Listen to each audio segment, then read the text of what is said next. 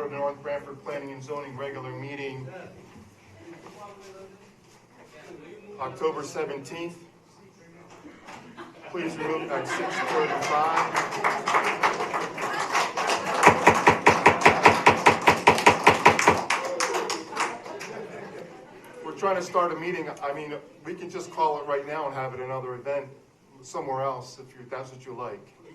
But I'd like to have order, not a circus, if that's all right. You already know the room is over capacity. You already know that, right? So if no one wants to leave, have a respect for the commission, for us, please. We'd really appreciate it. We have other people here at the complete their public hearing, and then we'll get to you in an appropriate time. So we really appreciate it if you just cooperate with us, please. I appreciate it. So like I was saying, nice chicken costume, by the way, too. Oh, thank you. You're welcome. Please remove your cap and join me in saluting the flag, please. Pledge allegiance to the flag of the United States of America and to the republic which stands, one nation, under God, indivisible, with liberty and justice for all. Next, I'd like to introduce the members of the commission tonight. To my left is Bill Gaudenzi, our vice chair. To his left is Ron Sienna, a regular member. And to his left is Paul Marino. My bad. I'll get it, Marino. As our alternate member tonight, to my right is Janet Crane, a recording secretary. At the administrative table is Dave Perkins, our town planner. Finally, my name is Robert Nowak. I'm the chairman for the commission seated here tonight. As an alternate member, Paul's going to be voting on members of the commission as a full member tonight. Next order of business to consider the approval of minutes for September 19th and October 3rd. Unfortunately, we don't have a quorum for September 19th, so I ask commission members to look over the meeting minutes if you have them. I have a copy here if you want to see them. Let me know if you have any corrections, adjustments, or modifications, and then I'll entertain a motion to approve the minutes when you're ready.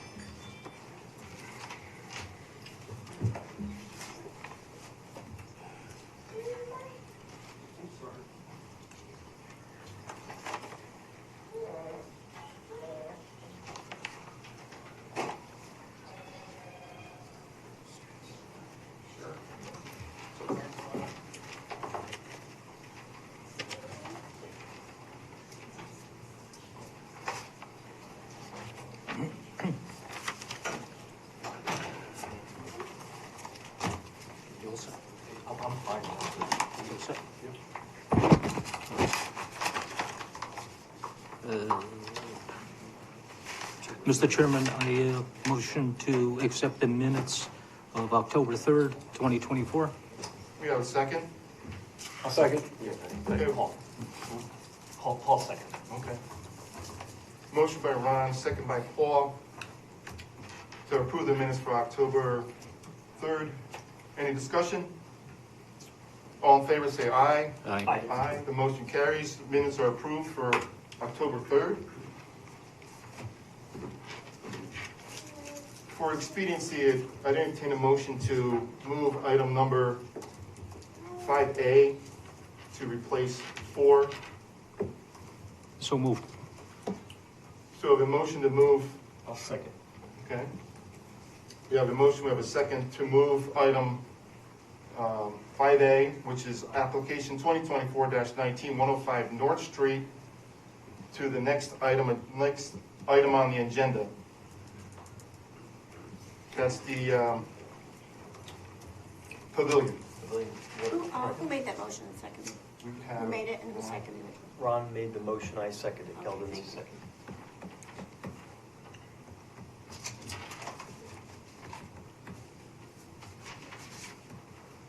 So last time we left, we had closed the public hearing, and we're considering special conditions to the application. There's a motion in front of the members. If you take a moment to read the special conditions and see if that's what we're looking for.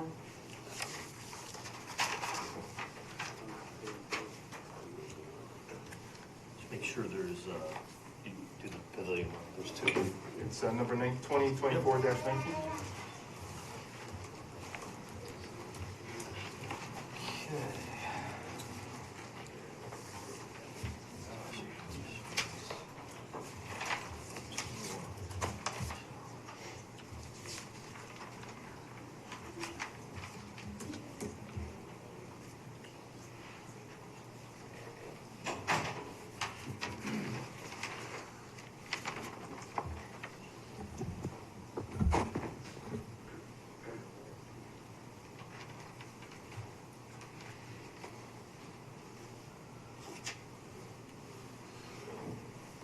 Do you want me to explain them? Do you want to read them? Sure, Dave, why don't you take the time to go through them for us? That'd be great. So the special condition is that the applicant shall, on or before May 1st, provide the zoning enforcement officer with an annual event operational plan that shall include a list of scheduled events, including the dates, length of event, number of persons expected, and nature of the event. The list may be amended from time to time by the applicant upon 45 days written notice to the CEO. Second one is events can occur only between the hours of 9 a.m. and sunset. And all events shall be subject to and comply with the town of North Branford noise ordinance.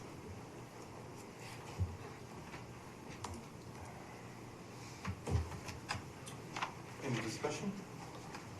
Just for clarity, because it's recorded, we talked about limiting the number of events. I just want to make sure we're okay with not having that specifically mentioned.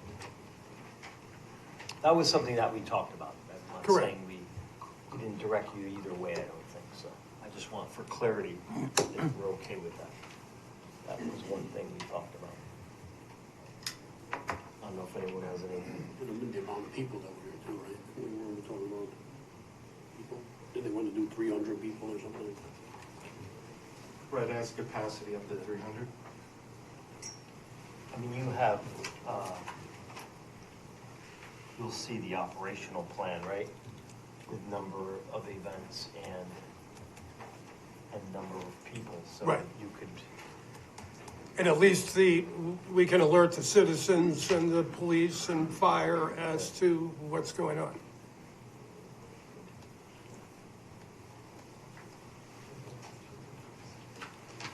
I mean, you certainly could limit the number of events and you could limit the capacity. the only reason, just for clarity, since it was discussed, I think after, I don't know if it was during, I think it was after we closed, we had deliberations in that. Correct.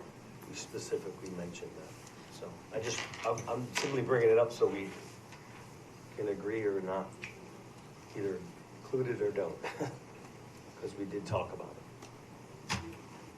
How does commission members feel about it? Ron? I think the number was 12, Bill. Yeah, I do remember that, yeah. Yeah. The number was 12. Unless they apply for something to extra, I guess, right? And they put in a special. Yes, and let's say an agricultural event or a forestry department, would have a class or something. That could be included in the count, but it's administered by the water company. Right, is that going to be counting as an event? A class? An event? I think that's the point of it, is educational events. So it is an event. Okay. What number you want to settle on for now? I don't think that 12 is good. I think they would have more than 12. You got sure you got winter months, right? Yeah, go with 12. 12. We in deliberation mentioned that, so if they were there, they could have. Yeah. How do we want to move it since we're at the, or where we need to be? So we add another condition saying maximum number of events is 12 per year? can do that. We could add something, some way for them to, if they did have more to, get approval from here, from you administratively. But I think out of the gate, it's 12, right? We limit it to 12. If they have a lot of events that year for some reason, they could, I think it's reasonable to say they could do a few more if they just inform us. That's how I feel.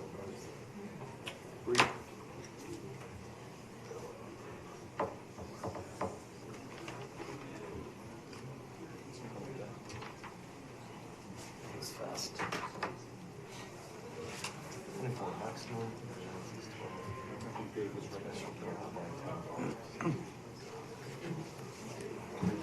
Any additional with the special with approval? Yeah, with additional events approved by the town planner. Yeah, I think so. See what Dave thinks. I think I'm on the same page. Maximum number of events would be 12 per year. Additional events may be authorized by the Planning and Zoning Commission. Yeah. Okay, perfect, reasonable. You got that?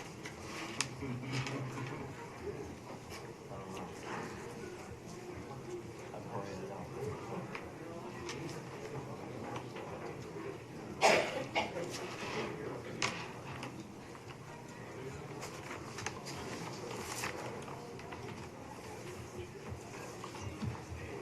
Okay? Yes. Is that a motion now or what? Yeah, we can add that to the motion. You wrote it down, right? Yes. Can we use that? Maximum number of events per year of 12. Additional events may be authorized by the Planning and Zoning Commission.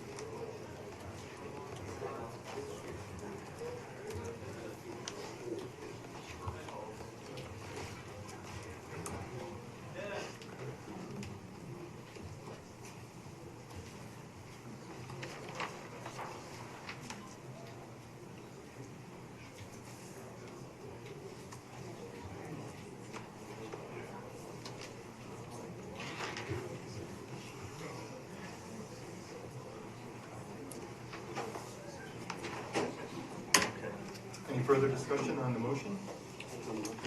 Okay. So I'll entertain a motion on application 2024-19. All right, I'll make a motion. I move to approve planning and zoning application 2024-19. Special use and site plan request under section 23, schedule A, line B, 3.1 for construction of 2 pavilions, 84 by 40 and 28 by 20, along with site improvements at 105 North Street, Assessor Map 38, Lot 1, Zone R80. Owner, South Central Regional Water Authority, as contained in submitted application documents and shown on plans entitled Proposed Pavilion and Rain Gardens. Permit set dated September 6th, 2024. Consisting of 12 pages, prepared by TPA Design Group, along with Stormwater Management Report, prepared by TPA Design Group, dated August 28th, 2024, with the following standard conditions: 1C, 2, 4, 7, 8, 9, and special conditions 21, 23, and 24, and I will read them. Special condition 21, the applicant shall, on or before May 1st, provide the zoning enforcement officer with an annual event operational plan that should include a list of scheduled events, including the dates, length of event, number of persons expected, and nature of event. The list may be amended from time to time by the applicant upon 45 days written notice to the zoning enforcement officer. Special condition 22, events can only occur between the hours of 9 a.m. and sunset. 23, all events shall be subject to and comply with the Town of North Branford's noise ordinance as codified in Chapter 170 of the Town Code, as it may be amended. Failure to comply with the noise ordinance shall subject the applicant and property owner to the fines and penalties set forth in the noise ordinance. And final 24, special use 24, maximum number of events per year is 12. Additional events can be authorized by the Planning and Zoning Commission. So we have a motion, we have a second. I'll second. We have a motion, we have a second to Ronald. approve the special use and site plan for the pavilion up at 105 North Street. Any discussion on the pavilions? If not, hearing none, all in favor say aye. Aye. Aye. Motion carries. The pavilion is passed on that item. Next item on the agenda is a public hearing. Continuation of application 2024-20 West Pond Road. In addition to that, there is 4 other public hearings tonight. Application 2023-107, 1071 Foxon Road. Application 2024-21, amendment to the zoning regs for cannabis. Application 2024-22, amendment to the zoning regs for lighting and farms. With that being said, I'd like to read an opening statement before we get into the continuation of the public hearing for the Regional Water Authority. I just want to take a moment to remind everyone that this commission is comprised of volunteers who live in town to serve the community. We are not paid for our time. We come with various backgrounds, provide a different perspective on every issue presented before the commission. The commission role is to address land use in North Branford. The use of land is governed by our regulations and in conjunction with the plan of conservation and development. We rely on expertise and qualified employees in North Branford Police and Fire Departments, along with our engineering and planning departments, to ensure the health and safety aspects are considered through their agency's point of views. We also rely on the town attorney to ensure we keep within the policy and procedure of the state statutes and town ordinances. The commission takes into consideration all views. Then we decipher the facts from hypothetical, compare the facts against the regs, decide what is in the best interest of all town residents of North Branford. We then render a decision based on our common sense, logic, reason, based on all factors noted above.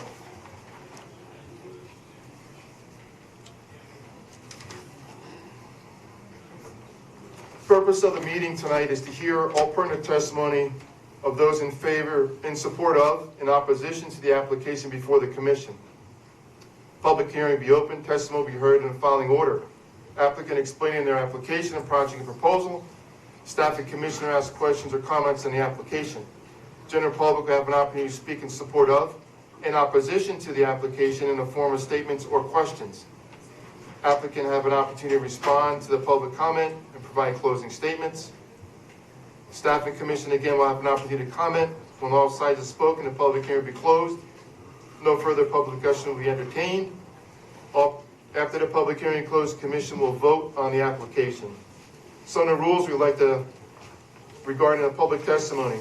When addressing the commission, please speak into the microphone and state your name and address for the record. All comments should be addressed to the commission, not the applicant. Be relevant to the application and should not be of a personal nature.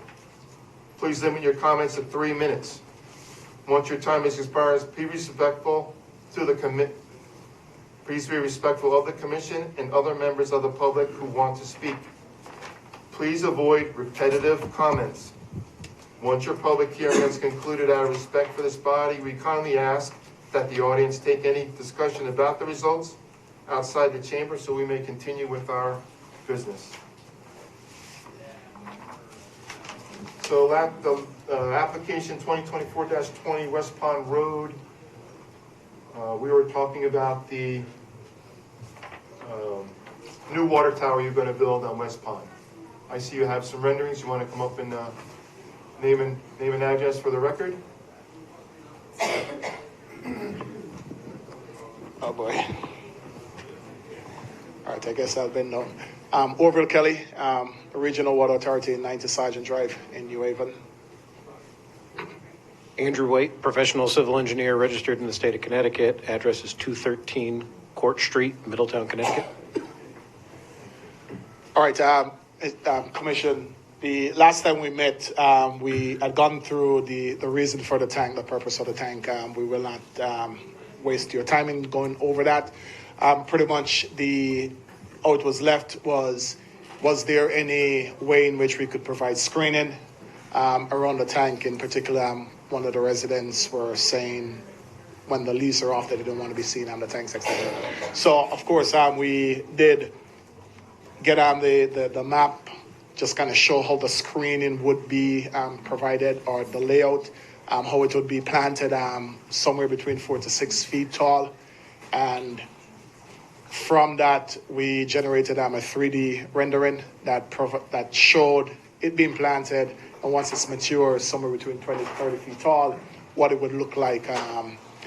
Pretty much we did look at the two different types of trees, the black spruce and white cedar, which is pretty native around here. And so we wanted to provide that information to the Commission for more than, so that one, we could understand what this is about. If there are any other questions, we could answer them, and also try to get to some resolution just because of the criticality of getting the tank built and the existing tank restored.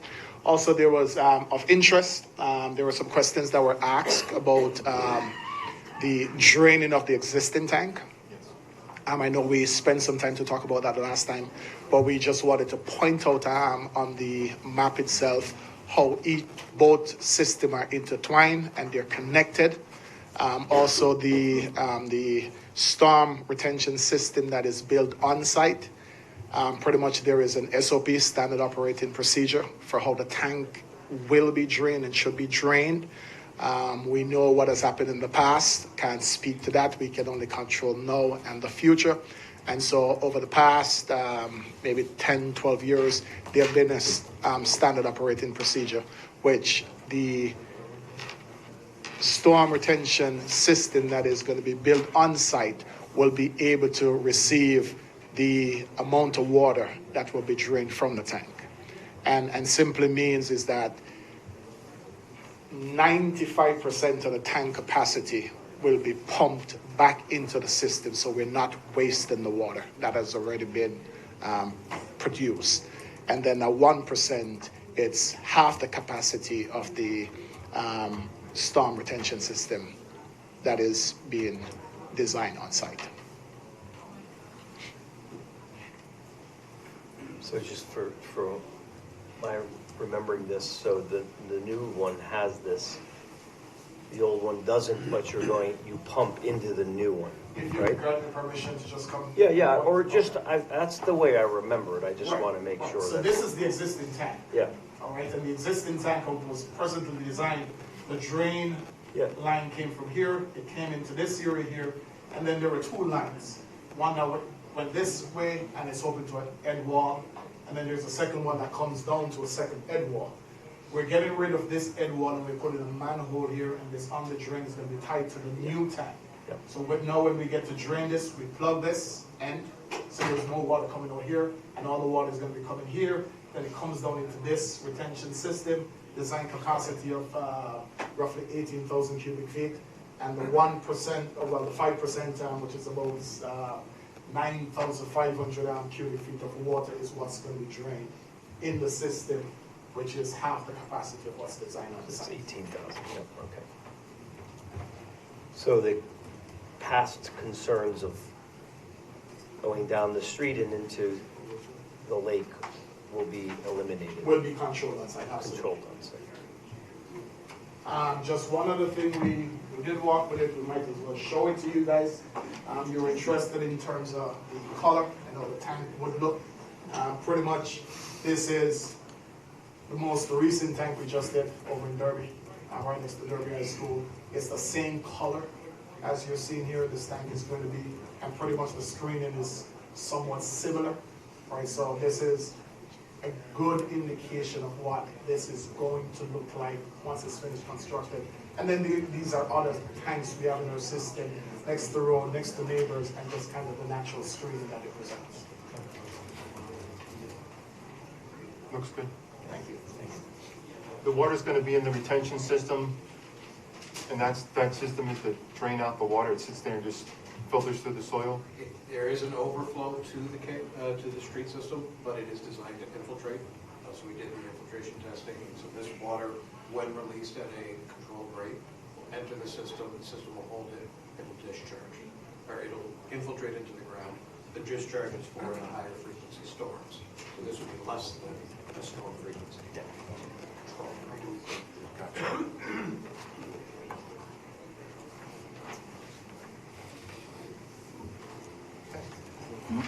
Good. Any questions, comments? No, not at this time. Thank you, gentlemen. So I'd like to open up the public hearing to anybody in favor of the proposal, in support of the tank proposal on West Pond. Anybody like to speak to it? In favor of it?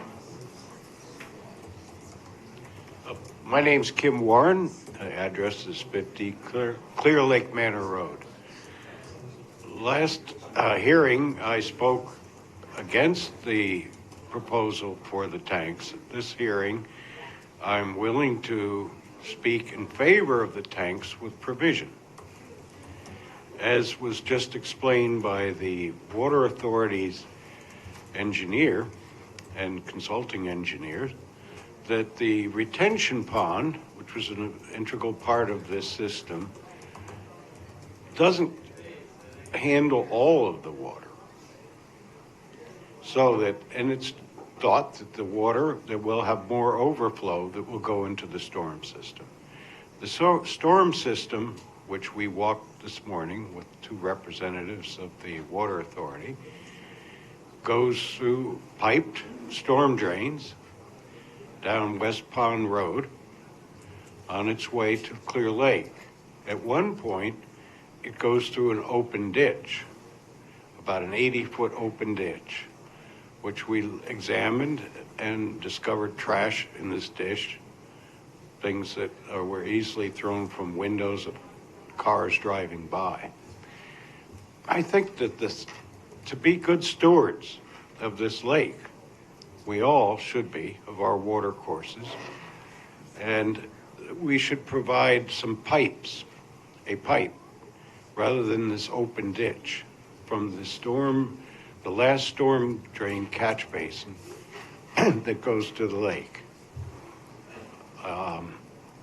To keep the lake from filling in with sediment. It's been measured that more than 6 inches of silt went into this lake at one end, and it's over time, this was during a drain down, a prior drain down. And it's also been seen that this storm drain in general does bring lots of sediment filling in this lake.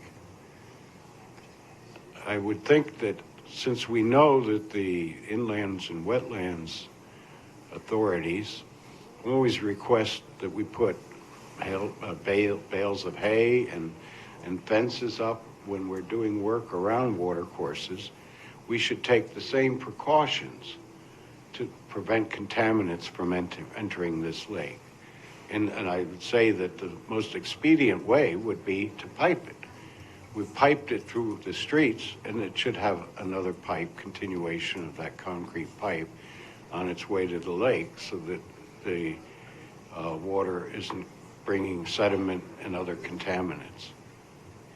And that's where we would like to request that the water company and the town collaborate in piping the last 80 or so feet to this lake. That's our request. Okay, thank you. Thank you. Well, If I may, we'd have photographs of this ditch and the conditions. We can enter that into your, Sure. I can provide that to your secretary Okay. for your consideration.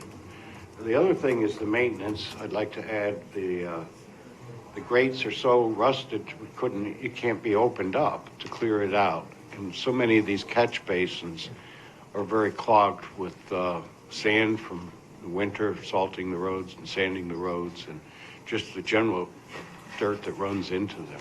Okay, Thank you. thank you, sir.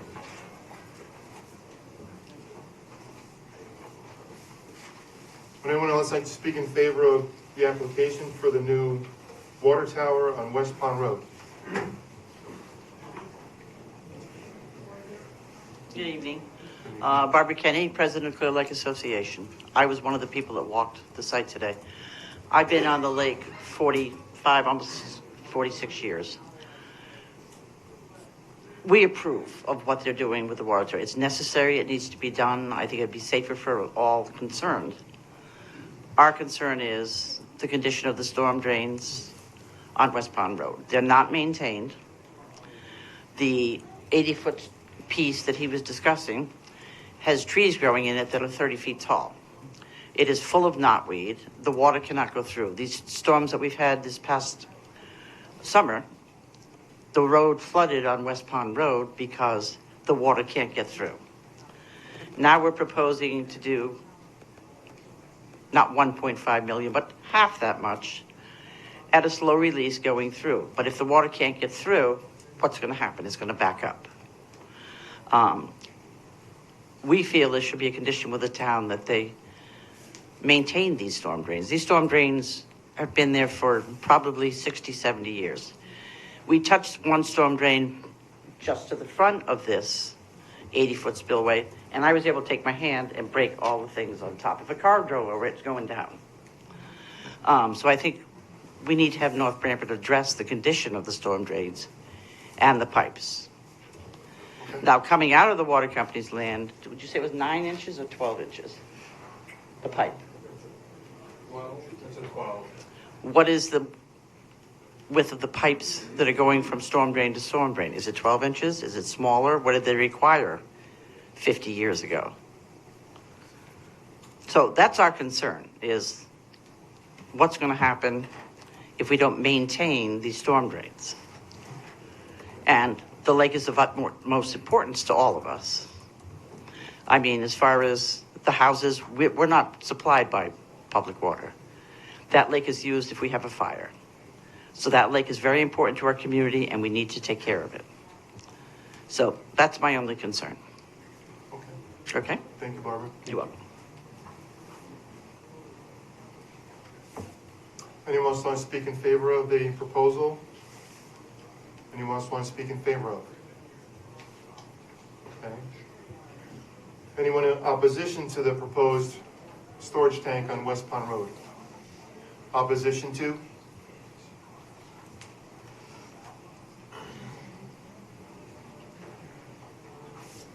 How's it going, everybody? I'm Zachary Hawk. I live at 4 Overlook Drive, North Branford.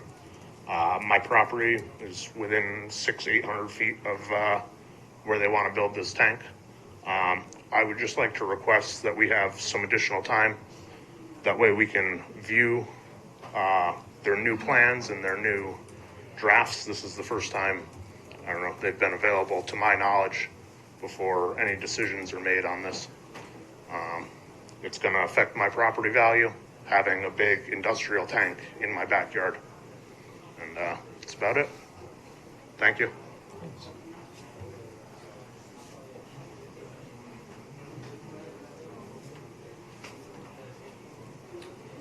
Anyone else in opposition to the project? Sorry about that, go ahead. Sorry. David Gottschalk, 16 Olson Road. A few bullet points here. I'm leaning, I'm kind of in between, favor and non-favor of it, more against it. My biggest concern is the camouflaging of the tanks with 2 1.5 million gallon tanks that will replace the existing 3 million gallon tank.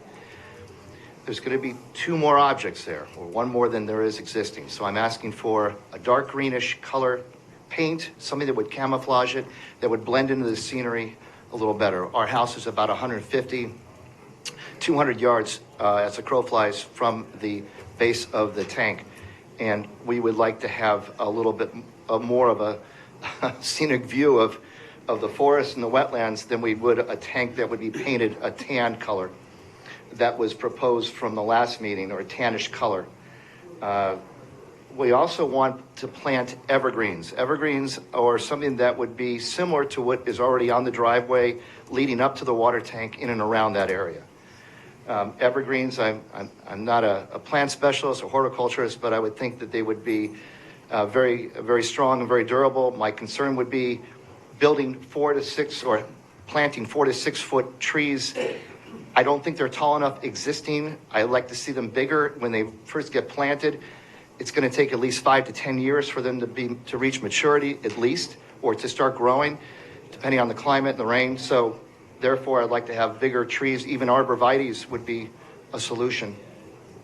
I want to find out also if there's, and maybe this is why it's been delayed a year and a half, but are there permits to demolish the old tank? So they're going to build a new tank, demolish the old one, and then put the second one in. That's the way I understand it. So I'd like to know if there's going to be permits to demolish the old tank, and if so, what the turnaround time is, but based on the fact that they're going to take about a year and a half to start this program anyway, start the this project. I'd like to also request a fire hydrant at the base of West Pond Road, between 25 and 45 West Pond Road, which is where the entrance is to the water tank. And I think that's a reasonable request based on everything that they're doing. A fire hydrant would provide safety for all the neighbors, several neighbors in that area. And also just a plain request, maybe if we want it, city water. Since we're the neighbors here, we're the closest to it, there's probably about a half a dozen, 6 to 7 homes in that area that are going to be in close proximity to these tanks. Perhaps the consideration of city water instead of well water, which we currently all have. And some type of guarantee for insurance purposes. If something goes awry, something goes wrong, something breaks, something explodes, something is imploded, something happens, a little bit of insurance for all the homeowners in that area in case there's anything that is unplanned. And that's about it. So thank you very much. Thank you.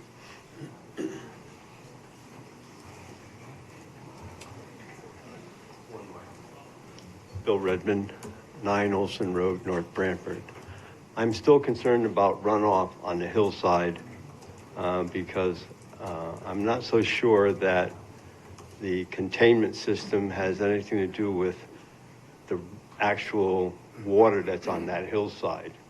Is that primarily for if there's a leak? Over here, sir.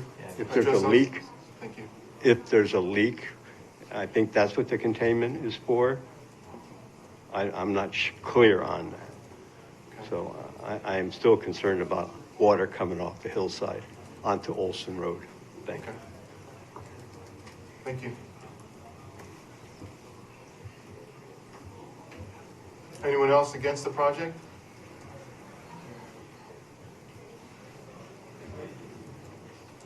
Good evening. Ray Houghton, 6 Overlook Drive. So I'm not sure if the last time was discussed about this drain basin. I'm curious as to where that is. And the other thing that I'm asking about is I know they said the hours are going to be 7 to 3 or 7 to 3:30. Is that 7 days a week? Is that 6 days a week? You know, is it just Monday through Friday? You know, we're going to listen to this on weekends or not? I'm just curious as to those questions. Ray, do you want to look at the rendition? Zach, do you want to look at the plan? Can somebody show me where this drain basin is?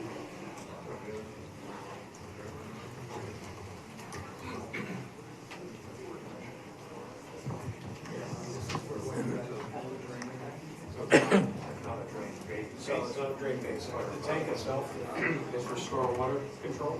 So the tank, when it is drained, will go to this infiltration basin by default, by the way it is connected in. So its primary focus. Can we have that door shut because it's very difficult to hear? Thank you.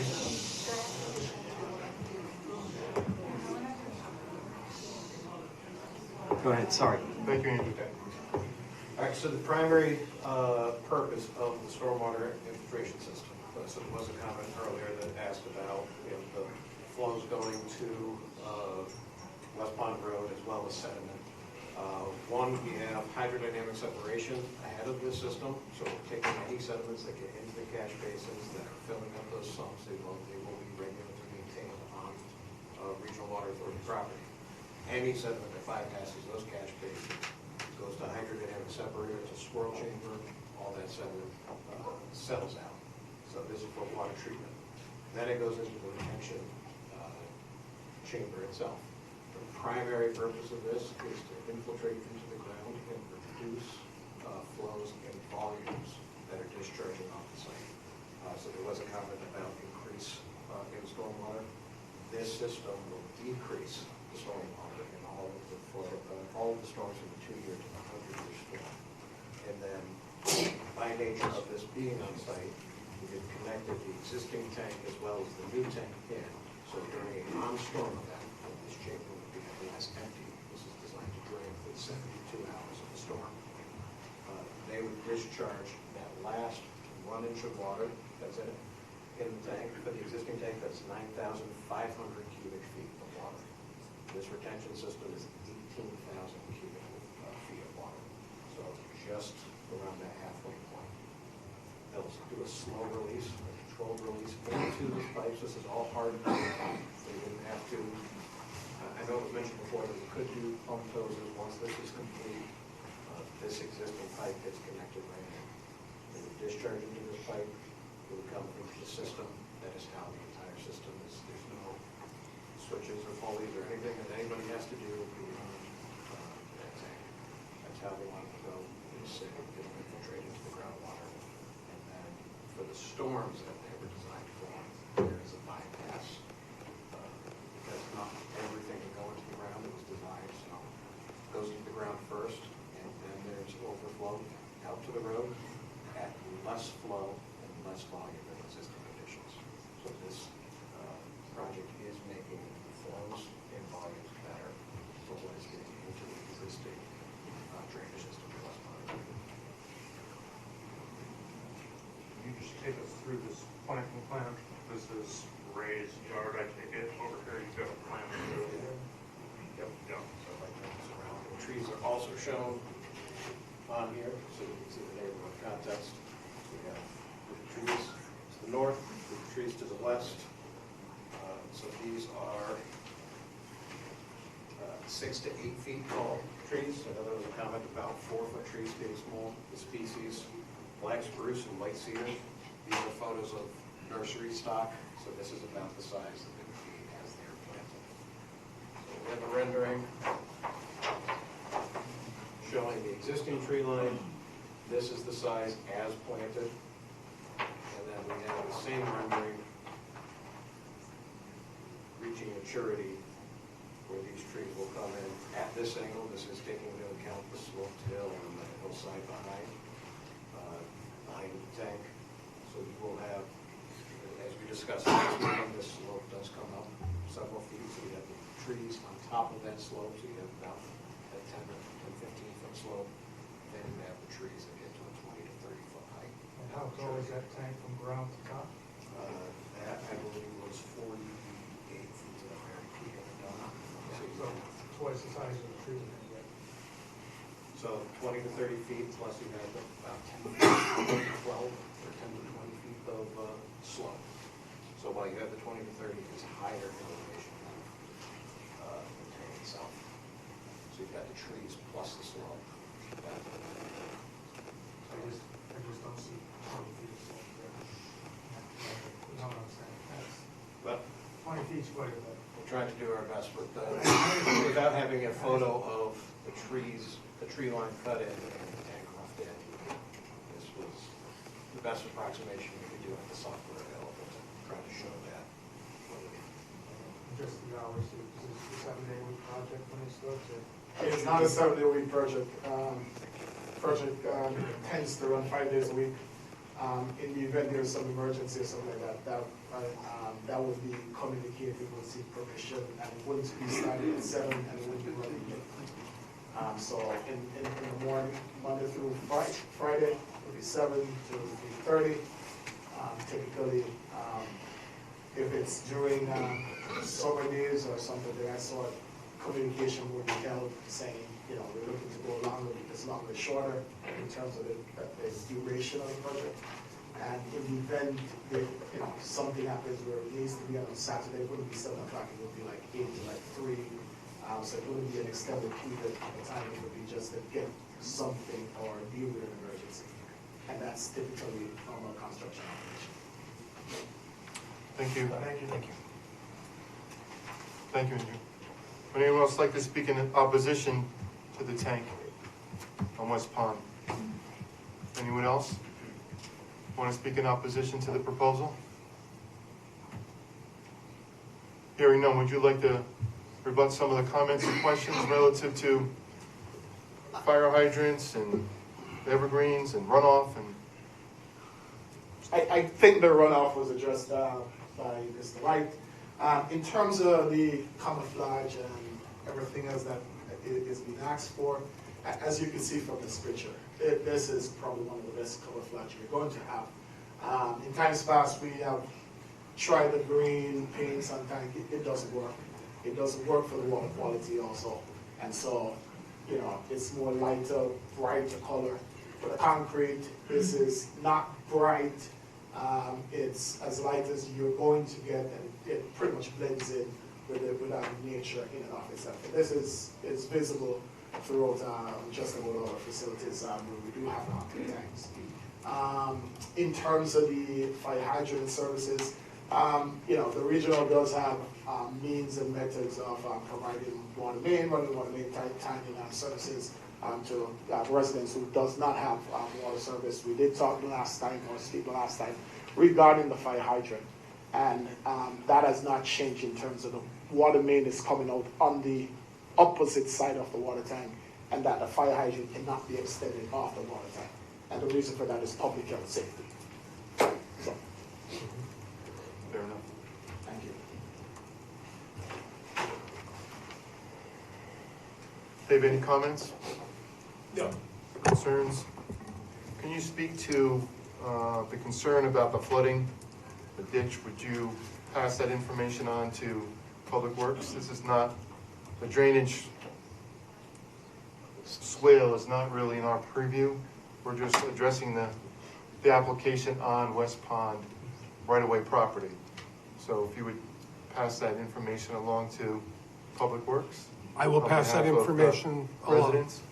Sounds like some deferred maintenance needs to be looked into. Definitely, and have them coordinate with Regional Water Authority as before they release the water into the slow drain. I don't know if it'll impact that at all due to the new tank being in place prior to the draining of the old one.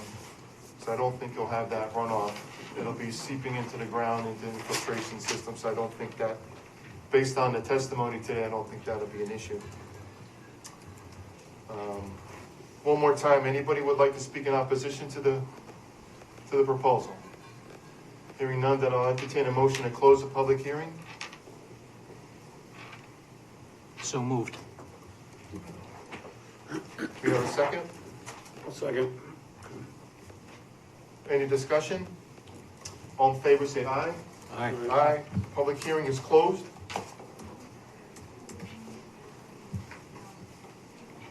Commissioner, do you have any questions, concerns, comments relative to the old tank, new tank? Obviously, the old tank is not in the proposal today. We're just looking at the new tank and its construction. I had a question on the basins and the runoff. Is that something the town is supposed to keep clean, or is that something Bob was the asking water Dave. company is responsible? No, Yeah, it's on a the local the question was about the catch basins and the swale. Would they have to be replaced? Paul was asking if cleaned? that's the town, which it is, right? It's a town It's the town infrastructure. infrastructure. So Dave will take that to the Public Works. But it's not, it cannot be part of this application. It's not a water company. It's the town of North Branford. As far as Clear Lake goes and its sediment in there, that's not part of the application and certainly not within our jurisdiction to make any comment other than the town planner pass that along to the appropriate authority to address that.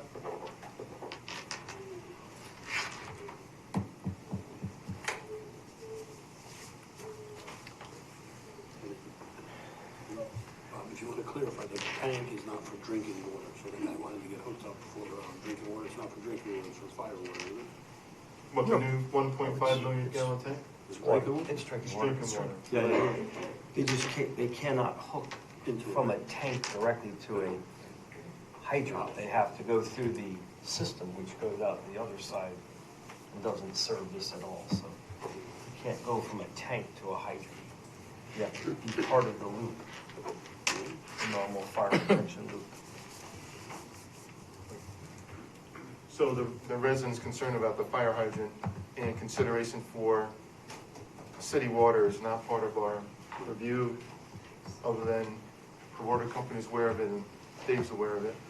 Same thing with the guarantee of insurance is not part of our preview as far as addressing any concern relative to that.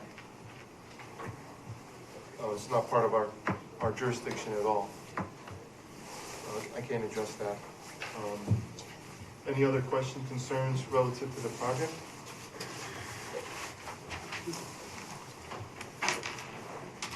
I'm not leaving, it's cold up here. I'm glad I'm not the only one. All right. With that being said, I'll entertain a motion to approve the application 2024-20, special use on West Pond Road. With a, Yes, sir. Exception? We have a motion from last time. we do, but you may want to add a condition or update the We have to. motion so that it reflects the plan with the plantings on it. Okay. Want to help me So, word that? I'm not sure what the name of that is, or Tracing is updated, OI. is that a revised landscaping plan, or? Give it to Bill. I only have- Dave, we only have one page. Correct. Only up to What is 9. that, 21, special condition, would it be 21?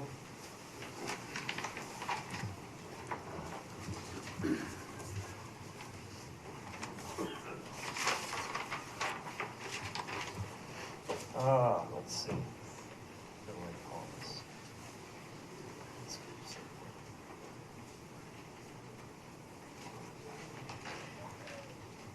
Let's see if I can just do this.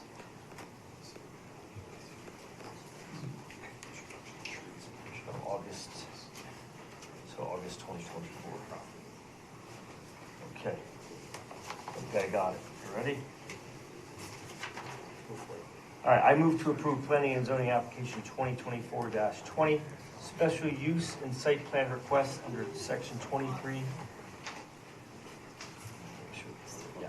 Schedule A, line B10, for construction of a new water storage facility, along with site improvements at 0 West Pond Road, Assessor Map 27A, Lot 6A, Zone R40, owner South Central Regional Water Authority, as contained in submitted application documents and shown on plans entitled New 1.5 million gallon North Branford Water Storage Tank.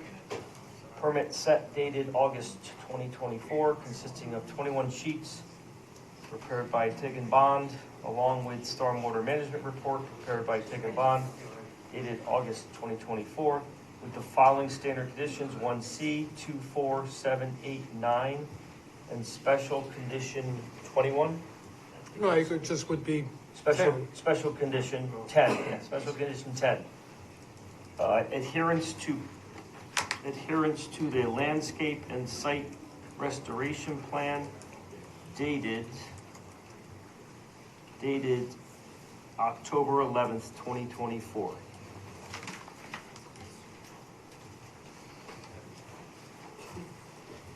Sound good? All right. Can I have a second? Second. All right. Ron made this motion. We have a Motion by Bill, second by Ron, to approve the application 2024-20. All in favor, any discussion? No? Hearing none. All in favor, say aye. Aye. Motion carries 4-0. Thank you, guys. Thanks.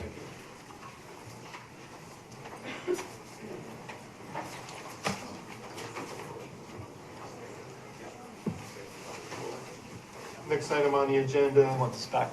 is application 2023-23, 1071 Foxon Road. I'll have Bill read into the record the public notice. This is the legal notice. Please insert the following legal ad in the New Haven Register on Friday, October 4th, 2024, and Friday, October 11th, 2024. Legal notice, North Branford Planning and Zoning Commission. Notice is hereby given that the North Branford Planning and Zoning Commission will hold a public hearing at 6:30 p.m. on Thursday, October 17th, 2024, at the North Branford Town Hall, 909 Foxon Road, North Branford, Connecticut, to consider the following: application 2024-23, special use permit and site plan request for the construction of a detached garage 60 by 40 for commercial use with one office and one apartment on second floor at 1071 Foxon Road. Owner applicant John Rienzo. At this hearing, all interested persons may appear and be heard, and written communications will be received. Copies of proposals are on file for public inspection in the Town Hall Planning Department. Robert Nowak, Chair. Thank you, Bill. Applicant here, would you state your name and address and explain the project to us? John Rienzo, 1071 Foxon Road. Basically, it's going to be a wood structure building. It'll be 2 stories with a shop on the first floor. It's going to have an apartment, 1 unit, and 1 office on the second floor.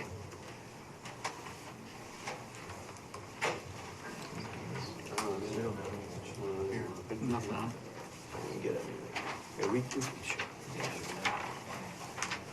John, what kind of exterior is the building going to have? It's going to be siding, vinyl siding. Okay. What was that? Vinyl siding. Oh, vinyl siding.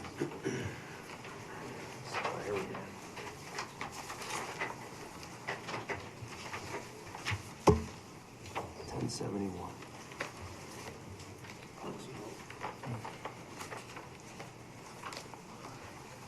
What's your color scheme, John? I'm not sure yet. I'm thinking gray. You're thinking gray? Okay. Does the existing house have gray on it? Is it going to match the existing home? The existing there is yellowish.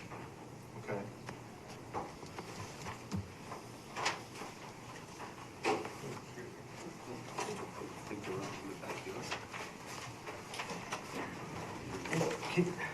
I may have missed it. No, you're fine. What is the purpose of this again? I apologize. I'm sorry. Maybe start again with what the project is. It's a 2-story, 60 by 40 building. Yeah. With a shop on the first floor, with an office. Mm-hmm. The second floor, we're gonna have an office and an apartment. Okay. And what's the zone, Dave? Say that again? What is the zone here? B1? Okay. Yep.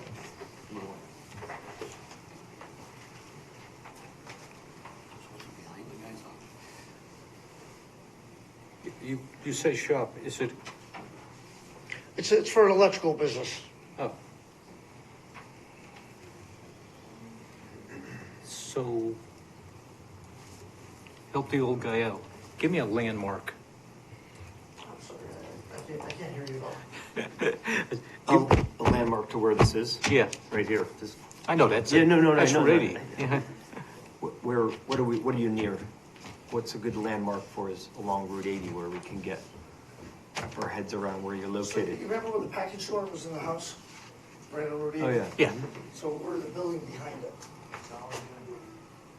Yeah, near Dollar General, Yeah. So basically, we get Dollar General on one side. Got it, okay.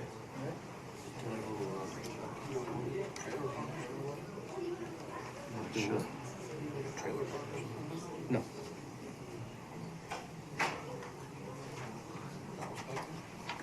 There's a berm. The house is open. Do you have any staff review or anything? Yes. Okay. There's no staff review on this, just yet. There's no staff review other than police and fire. Okay. Dave, any concern on your end? It meets the zoning requirements of the underlying zone. You do have a fence in the back of the property. You do abut up against a residential zone. So you need some sort of a buffering in that setback area, either bushes or fences. Yeah, And I mean, the believe fences there I put up. You've put up a fence. So you're saying between where the pipe is for the gas main, is that what you're talking about? Between your property line and the residential district around you, you need to have a buffer, either a fence or, Yeah, I think I have a fence already on the print, if you look on there. so there will need to be buffering.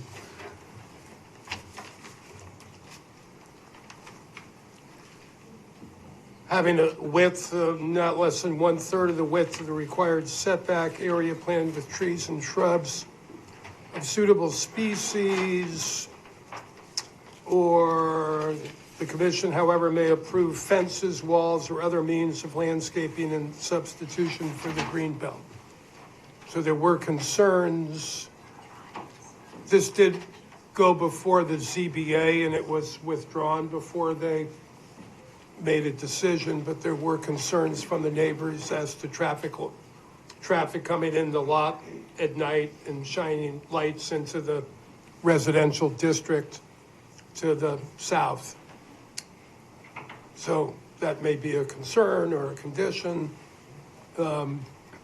We did receive a letter from an abutter who did point out to us that the regulation requires letters to be written to the abutters at least 14 days, I believe, before the public hearing. The letters to the abutters were written 10 days before the meeting. So technically, that's an error in terms of the application. And I would suggest that you could continue the public hearing to give the neighbors another 2 weeks to review it so that we're not going to be sued basically for opening the public hearing when the requirements were not met. But I think if you continue the public hearing, that would suffice. Fair enough. So let me ask you this. Absolutely. If I take the apartment out of it, then the neighbors and all the letters go away, correct?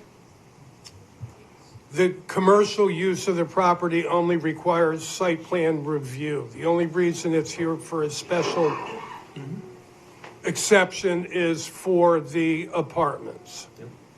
So if he wanted to withdraw his special permit application now and just apply for the site plan, that would not need to be advertised, and you could probably you could approve the site plan application and not approve the special exception. And he could come back at a later point and apply for that. How many apartments are there? What's that? How many apartments? One.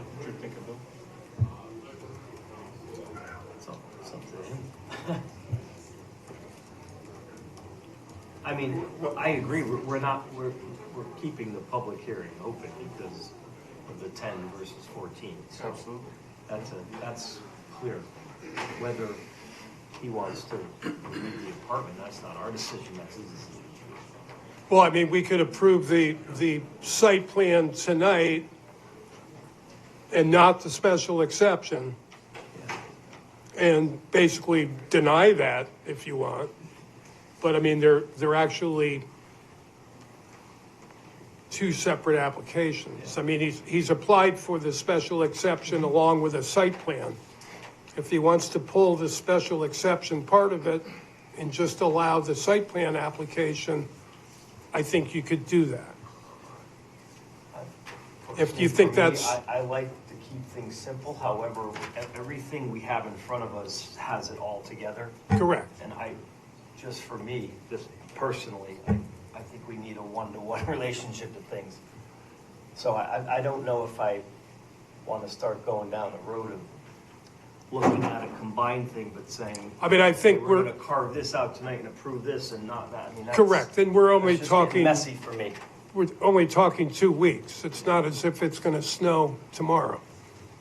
I apologize, but it's all combined now, so if the idea is to separate them, I think, for me, I need a clean. I agree. This is what it is, this is what we're looking at.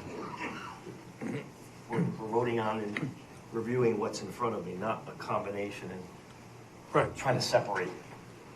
So as it stands right now, right, we are lacking information from the site plan aspect, period, based on the concerns of the neighbors that we don't know how far the fence is, what it looks like currently, and I think we'd like additional information. So I think we'll continue the public hearing unless you want to withdraw and come back with a site plan.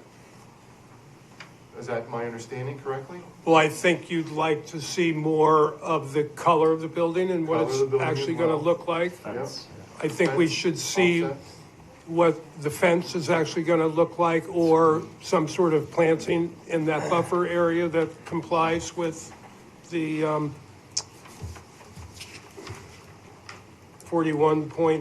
41.2.12B, the buffer area.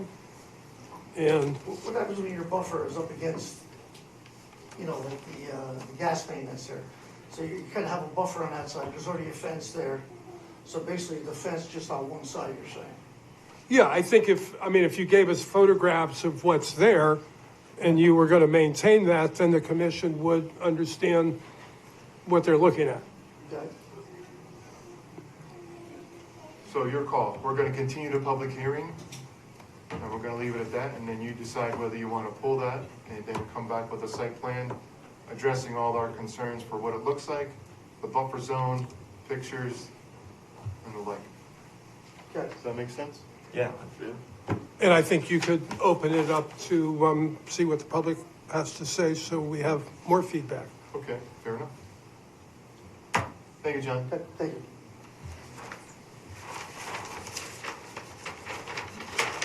So at this time, I'll ask anybody who's in support of the project, the 1071, adding a garage with an apartment and office.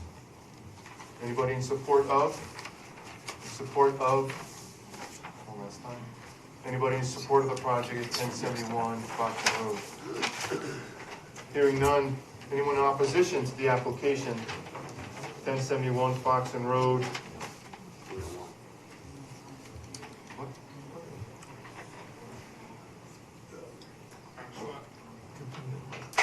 Yeah, I live just behind there, and there. I'm sorry, sir, could you? Oh, I'm sorry. Name Bill and address Wolf. for us? Thank you. Bill Wolf, 1069 Foxon Road.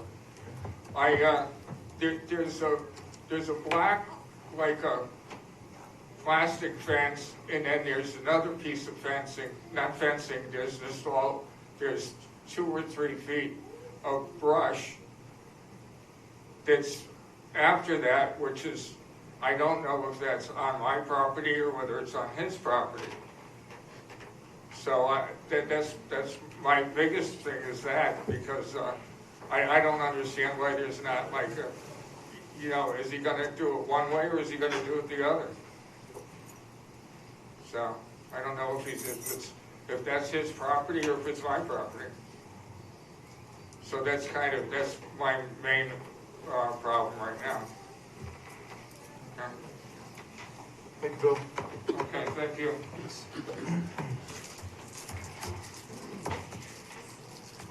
Anyone else go ahead.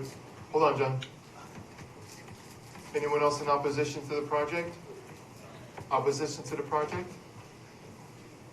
Okay, hearing none, John, you wanna rebut, make a closing statement for us? There's an A2 survey, you guys have everything, everything's marked out. Davis and Young did it, everything's on record. Okay. So anything you need, you have it already. Are they flagged for Bill to see where they are, or? What's that? Are they flagged? Is No. the property Basically, markers? we're waiting for this to get done, for them to put everything in for the points of the building where it's gonna go.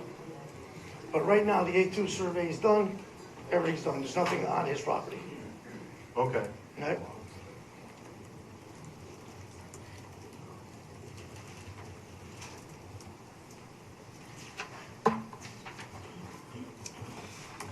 Okay. Anyone else in opposition to the project? Hearing none, then I'm just going to continue this public hearing until next meeting, which is November 7th. Any motion for that? No. Good. Thank you. Next item on the agenda is 2024-21,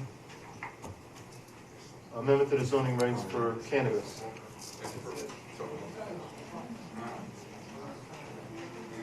Bill, would you read into the record the public notice?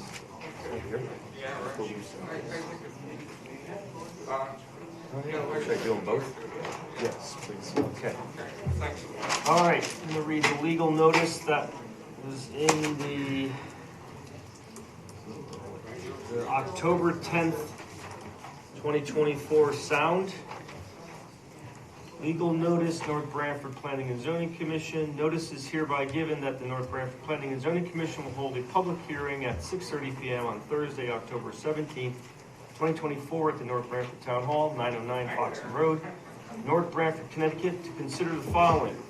Application 2024-21, amendment to the zoning regulations to amend section 23.2.7 of the North Branford zoning regulations to make cannabis establishments, medical marijuana dispensaries, and producers a prohibited use. Application North Branford Planning and Zoning Commission.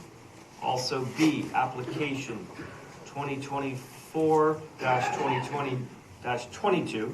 Let's see it again. Application 2024-22. Amendment to zoning regulations to amend section 41.2.11, lighting, and sections 44.5.3 and 44.5.4, farms. Applicant, North Branford Planning and Zoning Commission. At this hearing, all interested persons may appear and be heard, and written communications will be received. Copies of proposals are on file for public inspection in the Town Hall Planning Department and Town Clerk's Office. Robert Nowak, Chair. So since the inception of the legalizing of marijuana in the state of Connecticut, Town of North Branford Planning and Zoning has implemented a moratorium for the last 3 years. The moratorium ends October 21, 2023, 24 actually. So after a discussion with multiple parties within and a couple of public hearings, there wasn't much public support for having us sell marijuana in or grow it in, actually sell in North Branford. And my understanding is that the benefit to the town is 3% of sales. So if we decided to, being a farming community, grow it, we wouldn't make any money on the growing of it, only the sale of the marijuana. Am I understanding that properly so far, Dave? So instead of waiting for someone to come in front of us with another application, the commission has put forth a text amendment to deny the ability to sell, grow, distribute marijuana in North Branford. So with that being said, since we're the applicant, I think I captured it pretty good. Dave, do you have anything you want to say regarding the No. cannabis? Commission members, anything you'd like to add? Okay. So what I'd like to do is open it up to the public. For those in support of our text amendment to prohibit, cannabis dispensaries and producers. Anyone in support of that motion, that idea? Anyone in support of that idea? Who would like to speak? Anyone in support of?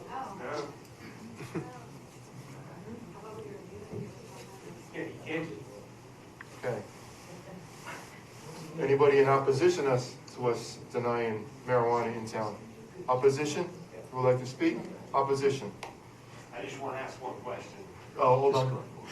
Come up to that microphone, name and address. My name is William Della Camera from Village Street or Old Post Road. You said cannabis and marijuana. They are two different things. Just with the, knowing it's either one or the other. Cannabis. Marijuana. Or cannabis, which one? Cannabis. Okay. So I think there's some farms in Northford that have a license to grow cannabis. Or marijuana, which one? Should make the distinction like hemp, right? Hemp. Well, hemp is another one. Now you're going third part. So is that just going to overrule what the state already has? Marijuana or cannabis or hemp? So before you guys make a ruling. So the language is this: cannabis establishments and medical marijuana dispensaries and producers. That's the title of our amendment. As long as it doesn't roll over to farms, it's fine. It does. So, how about this? What did you say, Dave? Did you say something? Bill, I'll read it. I'll read what the actual, what the In language the is. future, if you might want to make toilet paper and all that kind of stuff out of hemp, and that's coming to it. Not saying anyone wants to, but you're banning that from way. Yes.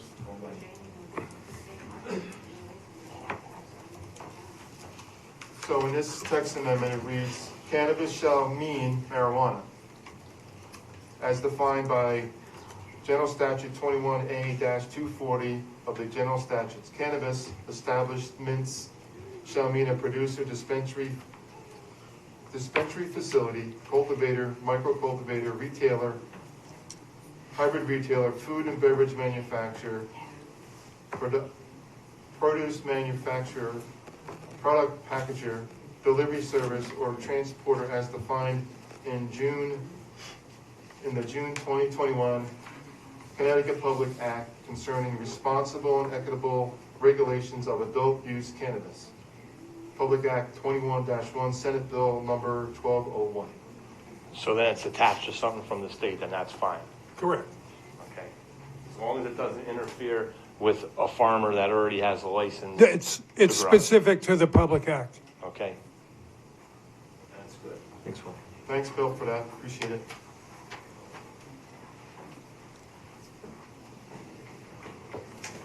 Okay. Opposition. Anyone in opposition? Anyone in opposition?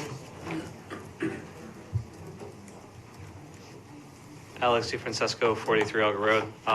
Just clarifying question, Bill, when you read it in, you mentioned the lighting section. Is that the lighting section same for Part D as well with the poultry line, or is that a different lighting section that you're referencing? It is part of our amendments to the zoning regulations, so it's lighting. There's two farms, yeah. Yeah, so Two sections. Three sections. if you want to talk in the lighting section, would you do it for this one or the next item, then item D? Next item. Okay, so that lighting this is strictly. This is just to get cannabis. Okay, I just want to make sure if we want to talk on the lighting, it's not now and No. we miss it. And, You didn't miss anything. You're good. Thank you. It'll be next. Yep. All right, cannabis. Going once, going twice. Hearing none, I'll entertain a motion to close the public hearing on cannabis.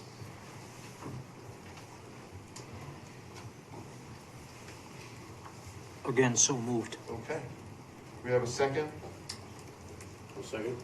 Okay, we have a motion, we have a second. Any discussion? All in favor, say aye. Aye. Aye. Motion carries. Cannabis is now not going to be part of North Branford. No, that was the public hearing. And public hearing, close the public hearing. Yeah. My bad. Jumped ahead of myself. Okay, so I'm glad Bill was able to clarify that for us. I didn't know that, so thank you very much. Appreciate that. Yeah, thank you. Didn't want to deny or stupid work. No. And the commission had no knowledge that there was such a thing other than how this is written. So close the public hearing. Any discussion on how you guys feel about our text amendment?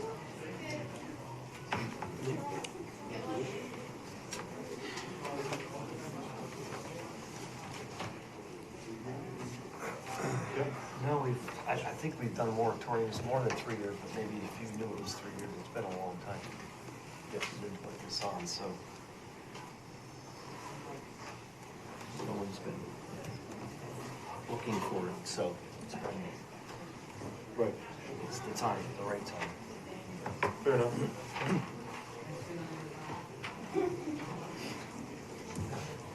And it's a public hearing, no one's in favor or against. Okay. So I entertain a motion to approve the text amendment for cannabis. I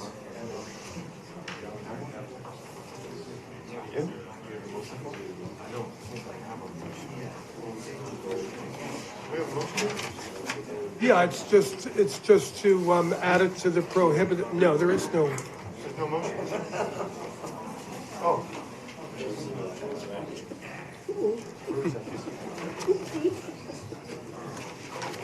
So we don't need a motion. I don't know.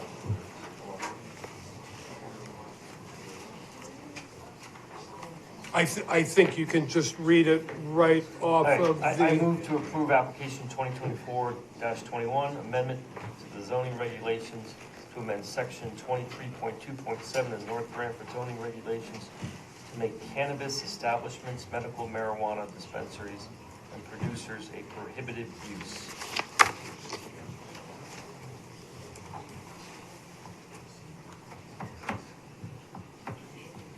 Second. Okay, we have a motion and a second. Any discussion? All in favor, say aye. Aye. Aye. Motion carries, even though I didn't need one. So, I think we needed one, but that's good. All right. So the much-awaited application 2024-22, amendment to the zoning regs for lighting and farms. Since everyone's been patiently waiting, they're both combined together. I suggest that we look at the one for farms first. That's fair enough. I don't think I need a motion to change the item for that. Yes, sir. Yes, sorry about that. So we're gonna go for, sorry. We're gonna do the chickens first.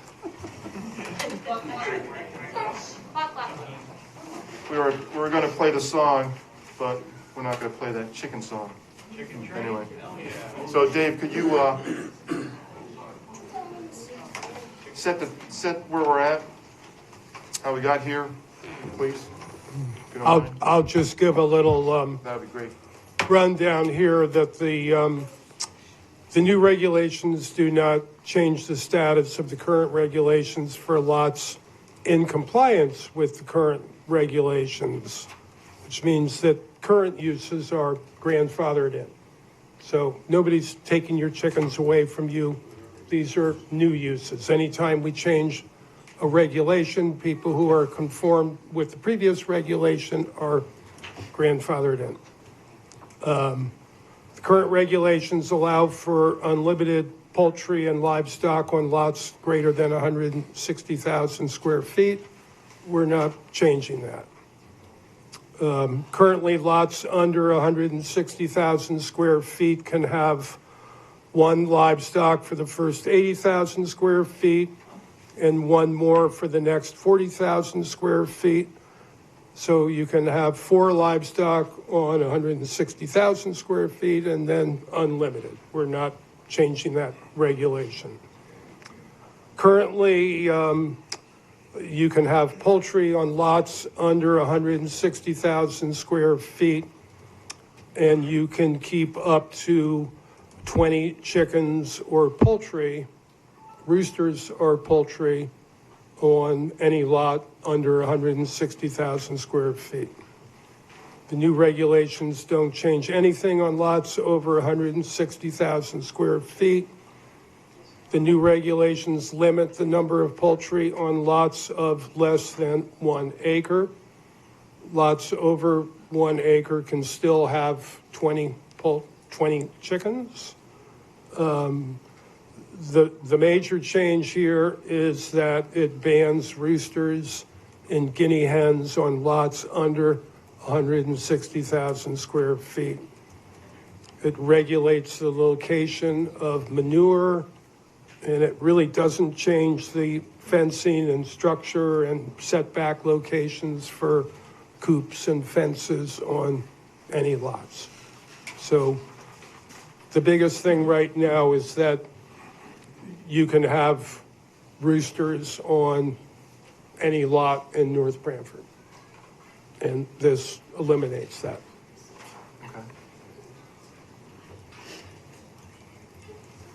Except 4 acres, 160,000.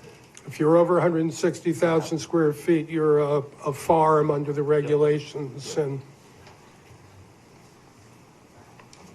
So, not that I'm aware of, I don't think any commission members are farmers. But we don't have background in farming that I'm aware of. It doesn't disqualify from members of discussing issues related to our farming community. We educate ourselves as best we can on the various issues that comes in front of this commission they're faced with, as most of us have regular jobs. Our goal in regulatory matters is to update them to reflect the current conditions in the 21st century and for future generations. We are protecting our precious farmers and farmland so they can continue to be prosperous. Oh, sorry about that. But I'd like to just add a couple comments. So, interesting enough, we're not here this regulation was drafted as a combination of as someone once put, if I remember correctly, 1 or 2 crybabies will ruin it for all of us. And so, that being said, that's not my language, that's somebody else's. So this draft chicken and poultry regulation came out of a complaint. We're not here to ban stacking wood or ban farms. The complaint, I don't think, was from a McMansion. I'm not looking to gain more control over your land.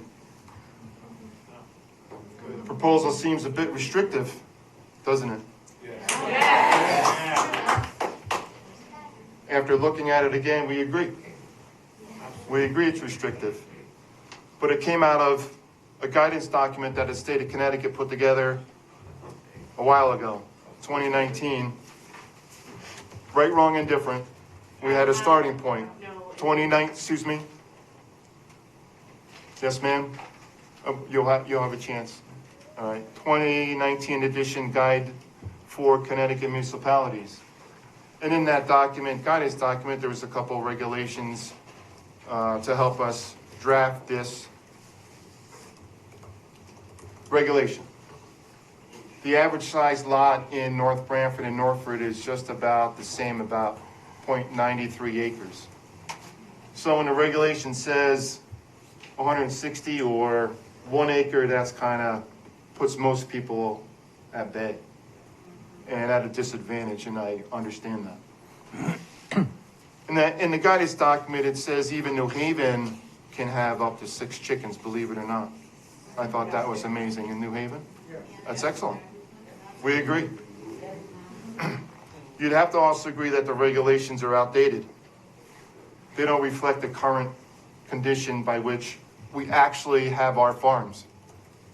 To have poultry 10 feet off the property line, or a fence line, or your chicken coop 20 feet off the property line under the existing conditions, I don't think anybody has that. Most chicken coops I see are up against the property line, or somewhat thereabouts. So just from the onset, that's inaccurate, because we're not doing that. So the regulations as they stand, no one's following them. So why do we have them in here in the first place? So why not revise them to make it more relative to what you folks do with your chicken coops? In addition to that, those who complain, as one person put it, the crybabies, that's why we're here. It's not for you folks. It's for those who also pay taxes in town and have to listen to and smell the chickens. So with that being said, the regulations need to be redone. The whole idea behind this regulation is to quell those individuals who object to having chickens in their backyard and they can't enjoy the same backyard that you guys have, or we all have. We want peace and quiet, and not peace and quiet, but relatively clean air, reasonable noise levels wherever you live. And I think most people on an acre lot, in my opinion, I don't know how the commission members feel, that this is a farming community, and I think we all enjoy having the chickens and the roosters crow. That makes us feel like, and we belong to a community of a farming community. So I take exception to the way it's written. I don't think that was the intent. So I think it's really for those who live in communities that are really tight together. Half acres or third acre lots. Those are the people that can enjoy the small piece of property that they have. And those that do have chickens on that property, can you imagine how much property you have left after if you were to follow this? If you've got a 100-foot wide lot, 200 feet deep, and you're 25 feet in, your chicken coop is in the center of your yard and 25 from the back. I don't think that's right. I think the regulations should be changed to reflect the reality of by which people have their chicken coops. So my suggestion on this regulation, but before I get into that, I don't know if it's appropriate or not, but we have I'd like to read into the record 3 people who wrote into us. So it's on the record before I continue on what I thought this regulation could be modified to do, and then we'll open it up to the public hearing. Would you mind, Bill? No. Someone doing names. So this was sent to Town Planner Dave Perkins from Cindy Taylor. Good morning. Oh, sorry. All right, this was sent to the Town Planner from Cindy Taylor on Thursday, October 17th, today. Good morning. I strongly oppose the proposed new regulations regarding backyard chickens. The current regulations are already sufficient, and instead of introducing overly restrictive measures, we should focus on better enforcement of the existing rules. Thank you for your consideration. Best, Cindy Taylor. Do you have an address? No, Address? just an email. No address. It was an email? Just an email. Next one's another Yeah, email. just an email. All right, this is an email again from Jason Taylor, Tuesday, October 15th, 2024. Dear David Perkins, I am writing to express my concerns about the proposed limitation on the number of chickens residents are allowed to keep. I'm unable to make the Thursday's meeting in person, but wanted to make my voice heard. As a resident of this town, I believe that restricting backyard chickens could have negative impacts on our community from an environmental, economic, and food security standpoint.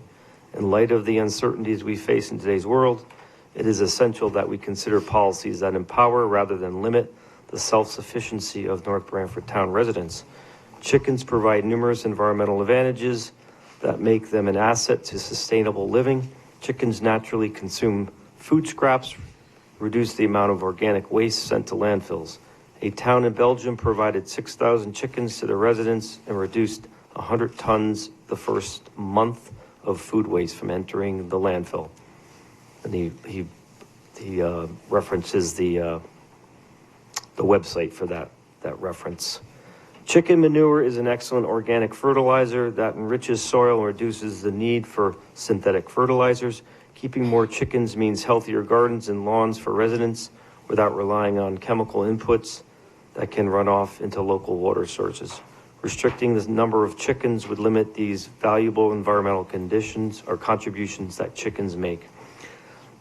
Backyard chickens provide an affordable way for working class families to supplement their food budgets. In today's economy, town residents need all the help they can get to make ends meet. Eggs are an affordable, high-quality source of protein. With grocery prices on the rise, allowing families to keep more chickens can significantly reduce their reliance on store-bought eggs. Families who keep more chickens than they need can trade or sell eggs to neighbors, promoting local food systems and keeping money within the community. Limiting the number of chickens disproportionately affects families who rely on them as a resource to lower their food costs. With the uncertainties in global food supply chains due to climate change, economic instability, and potential shortages, local food production is more important than ever. During the COVID-19 pandemic and other disruptions, like the 2 hurricanes we just had, many people experienced shortages and higher prices for staple foods, including eggs. Backyard chickens offer a reliable local food source, providing a safeguard against potential supply chain breakdowns. Encouraging residents to grow their own food, whether through chickens or gardening, builds resilience within our community and decreases dependence on external systems. By allowing more chickens, the town can help ensure that its residents are better prepared to handle future uncertainties related to food availability. In summary, limiting the number of chickens residents can keep would not only hinder our community's ability to make environmentally and economically sound choices, but also reduce our capacity for food security in these uncertain times. I respectfully urge you to reconsider this proposal and instead support policies that encourage self-sufficiency and sustainable living for all town residents. Thank you for your consideration. Sincerely, Jason Taylor.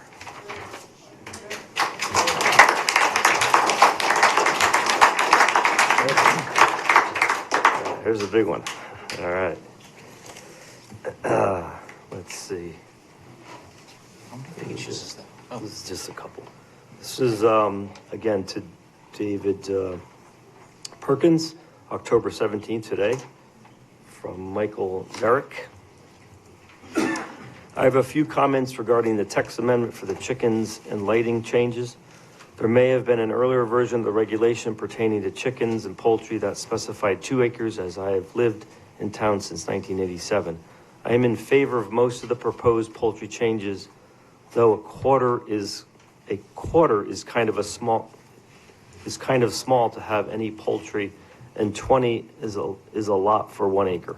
20 should only be allowed on a real farm.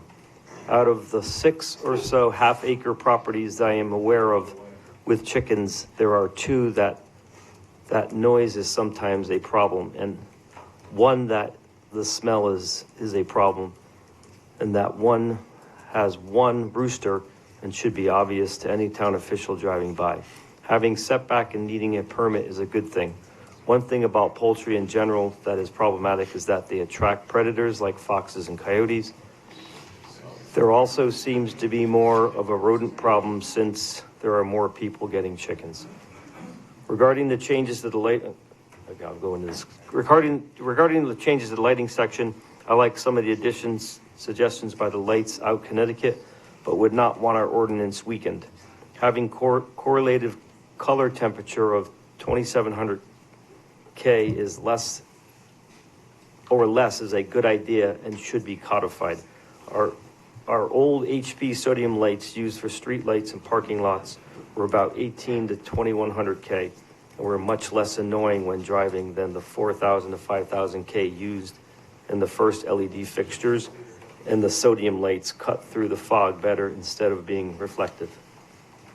There was a proposal to make color temperature part of the 2020 state building code, and they evidently did not have time to get it in, and the state legislature energy committee had passed measures with a preference for all lighting to be 3,000 or below, and I never heard of that made it into law. The section of flag lighting should remain top-down preferred or changed to required, as the lighted flags I have seen in town with the top mounted, sometimes solar fixtures work very well, do not seem to cause any trespass.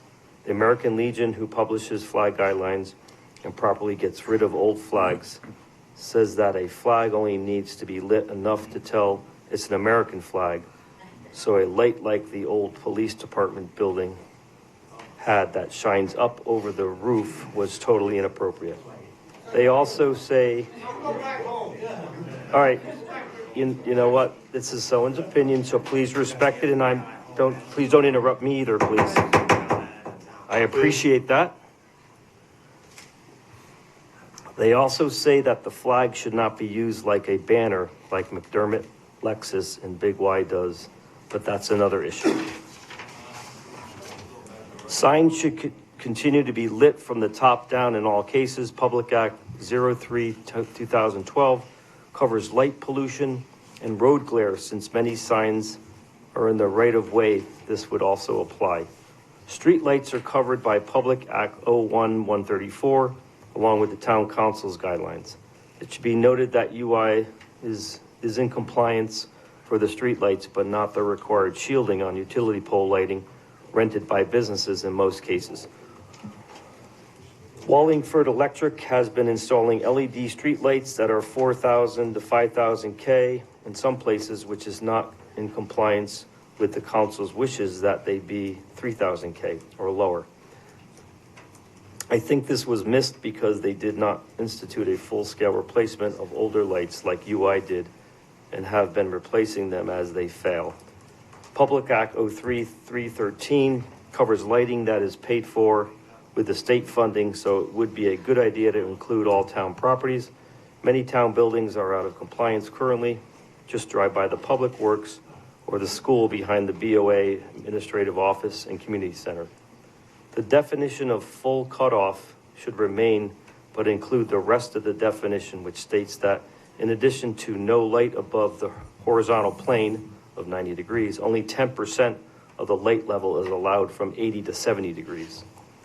The part about existing fixtures should be made clear that fixtures that are not compliant now are not considered grandfathered by this new text amendment. LED exterior light fixtures were not available in most cases when the building code first required full cutoff in 2000, or maybe earlier, in our regulations, which started in 2004. The building department should be giving out information on the lighting section of the building code and our ordinance when giving out permits, since most electricians do not seem to know about it or ignore it. Thanks, Michael Zarek. What was the last name? He's Michael Zarek, Z-A-R-I-C-K. Thank you. And he also, I'll submit this to, he submitted some of the state legislation regarding this Public Act information. Thank you, Bill. So I think most of you know about the regulations. So with that being said, what I'll do is, since we're the applicant, I'll open it up to public comment. Like you've heard me already state before, in support of and opposition to, there's a lot of people here. So if you have a spokesperson that could speak for most of you, that would be great. We're gonna kind of limit you to, if you're just gonna come up and say no, and everyone says no, we'll be here all night. So if we can consolidate some of those conversations, if someone says no, and you wanna speak, bring something new to the table to address what that person has not talked about. Are we just doing the chicken first, not the lighting? Good question. Let's get through the chickens first. Yeah, that's a great question. Good clarifying question. The guy's in the chicken suit, he's probably the warmest one in here. No, I'm just asking, so you go everything for chicken first? Okay. Chickens first. Hey, Bob, 3 minutes. why don't we do, Bob, Yes, 3 minutes. yes. those in favor of the amendment, raise their hand. Those who are against it, raise their hand. That way we can get a feel for the room as opposed to everyone coming up one at a time to say no. That's up to them. It's really, they gotta gauge it and commingle it, so I'll do what I've been doing. Yeah, just follow that. So what I'm going to do is I'll open up the floor, come up, state your name and address for the record, and you'll have 3 minutes to state your case. Please be respectful. We'll have a timer on it, so we'll cut you off and say, please wrap it up and give you another minute. But for the most part, please keep it short and sweet to the point. So obviously, most of you are here and against it, but I'll start off with in support of the current regulation as written. Anybody in support of who dare come up and speak? I'm just saying. Anybody else in support of? Oh, wait, no. Oh, false alarm. All right. So with that being said, I'll open up to those in opposition to the current regulation. Please come up, state your name and address. You have 3 minutes.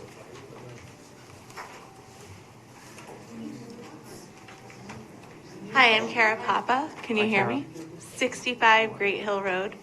And I apologize if I came off while you were talking, but my rebuttal came from that document, so that's why.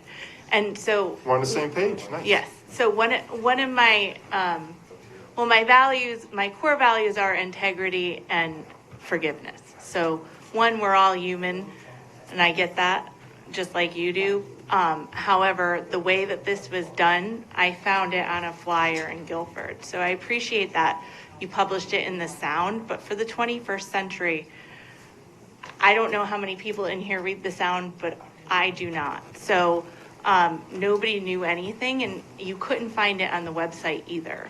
So, but our planner had the integrity to take responsibility for that, and I appreciate it.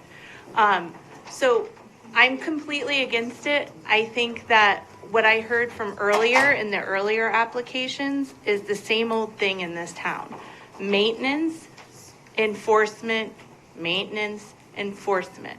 We now have a blight ordinance. We have a health department that's directly related to the codes of the state. There is no reason that the properties in question with all sorts of drama going on couldn't been enforced through those manners. And there's no reason that maintenance can't be taken in town either. We need to get better at that. So I'm a no. I think that you should get this out of the way because I am now nervous that if you leave it on here that you're not going to negotiate and we're not again going to know what you wrote. So I would feel safer if you got rid of it. We went to the town council, we got an ag commission in, and like you said, you kind of educate yourself when you talk to people. That way we know transparently what you're doing. We can all come and have something to say to put in there, because I don't disagree with you. Things change, but I just want you to know one thing before I stop. This new generation that are becoming adults after the millennials are having more kids, and they are homesteading, and they are going back to the basics. So to say that we're in the 21st century and that means that we need less chickens, that's not true. They want to do more farming. They're doing more micro farming. That's why you see the big houses in town and they have gardens in the front, because everybody's changing, but they're not necessarily changing the way you described it. So that's all I have to say. Can you get your last name? Excuse me. Can you get your last name? Can I have your last name? Oh, Papa, P-A-P-A. Thank you. Cliff Potter, Northford. Former Agriculture Commission Chairman. It was brought up. We did a great job for many years. I got old, I retired from the Ag Commission. So I went through some of my paperwork, and right here it says, the purpose and duties. Number one, recommend necessary changes to language and practices to other boards and commissions as necessary regarding agricultural farming and farms. You all admitted you don't know anything about farming. You're not farmers. These guys are farmers. Cliff, one correction. Yes. And I was waiting to the end. You may not know, but I moved to North Branford, Northford, in 1957. I've had 2 horses, 2 cows, 6 turkeys, God knows how many ducks and chickens. And I tell you something, I'd rather have a vicious German Shepherd than those darn geese. Okay. So I do come with a background of knowing. So you would come under hobby farming. I'm talking about these guys, they depend on it for their living. So that's a little bit. Continue. Okay, Moving on. let me Come on, kid. finish my comments. Yes. So please. we need an I'm just ag, it's become very obvious, even at town council, Walter Godes here. We know, town council knows, we need another ag commission. We were active and we accomplished a lot, but it died on the vine. So I'm going back to the purpose right out of the town charter. It's to recommend necessary changes to the language and practice to other boards and commissions as necessary. As necessary. Three of you may be necessary. You may not be necessary, but as necessary regarding agriculture, farming, and farms. And then also, it's for conflict resolution. The Ag Commission should be available as a resource and serve in a non-binding conflict resolution capacity to residents established by town committees and departments as it relates to farming issues. The Ag Commission has to be reborn, not by me, but younger people, with the help of Mr. Perkins, who has a vast background in agricultural commissions as a town planner. And then you guys won't be held to the fire because you're making regulations that may work for 80% of the people, but the 20 that need help aren't getting it. These citizens, they can come to an agriculture commission meeting. And I also suggested the other night at town council, start with an ad hoc committee, just to get these guys. What do they need? What are you doing for them? They're trying to scratch a living out of the ground, and you know, the economy's tough. We got to keep them. We are a farming town. We're known for that. So we need to reestablish the Ag Commission. And you can go right into the town charter, and it tells you what it does. But it also helps these people. They can come to an Ag Commission meeting and say, hey, you know, I want to do this. How do I do it? And we can, not me, because I'm just too old to be in any part of it right now. We were very profitable and worked for the town. We got a new roof put on the Auger barn. There's so many things, but nobody knows what happened. That was the past, and nobody knows now, what do these guys want? They don't have a voice. We need to get them a voice, and we need a commission, and it'll help this whole situation. You won't have this problem. So again, like she says, we need the commission. I agree. I feel bad I had to retire, but I needed some time with my own family once in a while. It's a time-consuming job, but it's a very rewarding job when you can help the people that are feeding you. Vegetables, products, flowers, everything. These guys work longer hours than most of us have worked in our lives. They do it because they love it, not because they're making money anymore. They have to rent more land to make money. They have to work harder. So again, Cliff, what? Cliff, I hate to interrupt you, but well, that's twice. You're talking about an ag commission. Yes. Right. We have nothing to do with that. Not yet. Yeah. But this is not yet. You're talking That's culture regulations. You're talking regulations from the town council. We're just planning and zoning. Yes. But you're not the ag council. But you're not listening to me. The ag commission would work with you. We support that. I personally support you reforming that. We got to get it back. So when you have something you want to work, there'll be somebody you can consult. I say, start, and the town council, it came very obvious the other night, they support it. Okay. But we got to move forward, so you guys won't be so hard pressed for information. Thanks, Cliff. That's all I want to say. Thank you.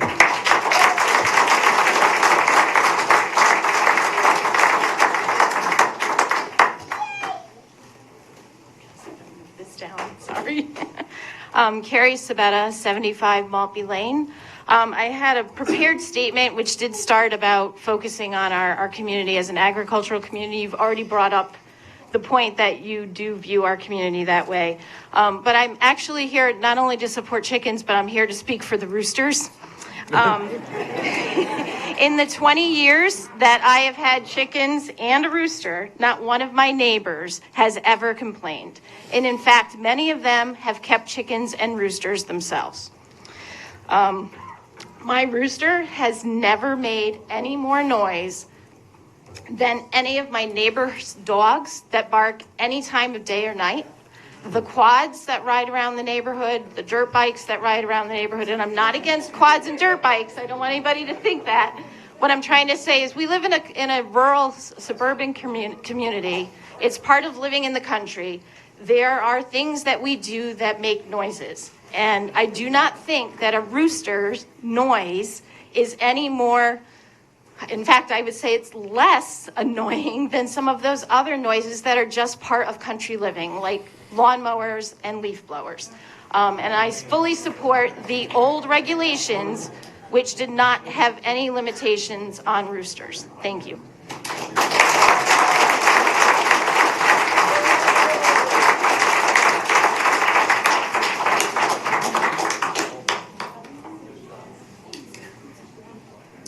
Anyone else? For a long time. Hang on. Work it out. There you go. My name is Cheryl Barnaba, 2305 Foxon Road. Okay, I really dislike this thing. Can I just speak without going through the microphone? Is that okay with everybody? Just stand there close enough, so Close enough, 'cause it's going to be it's recorded. Okay, Just all say right. your name again. My name is Cheryl Barnaba, 2305 Foxon Road. I'm a long-term poultry keeper.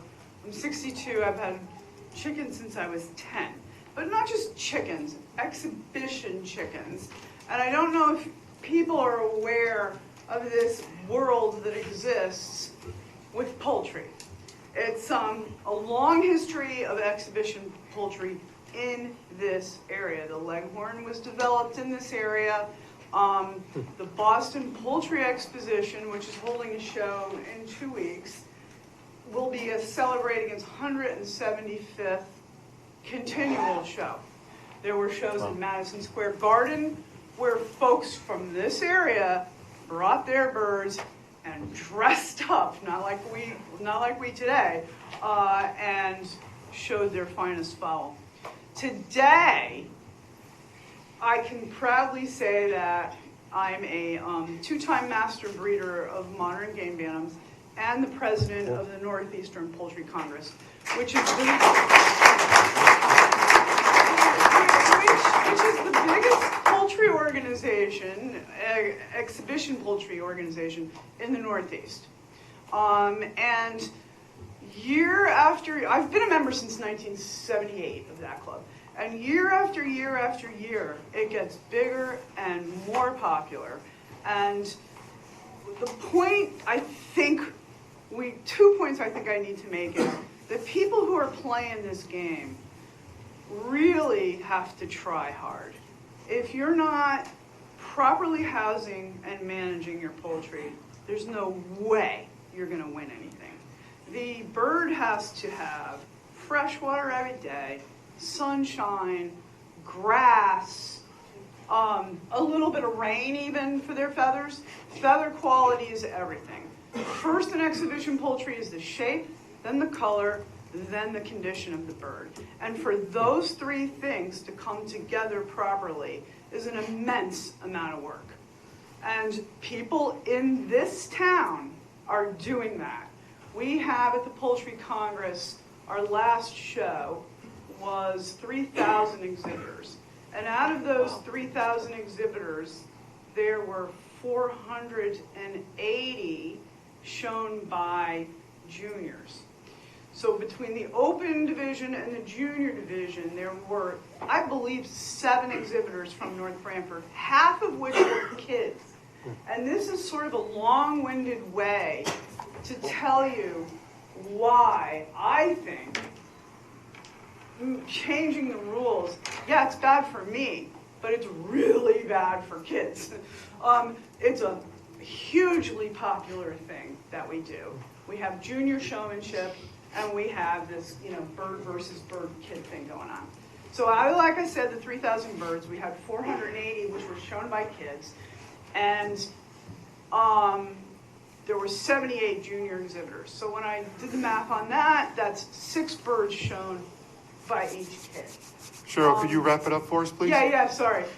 So without this section of showmanship for these kids, you're really taken away the future of exhibition poultry, which fits this town like a glove. Poco Fest, and beautiful sweet corn and sunflowers, and taking your birds to a proper chicken show with your family, nothing beats it. It's a fantastic hobby. Please don't pinch that. Thank you.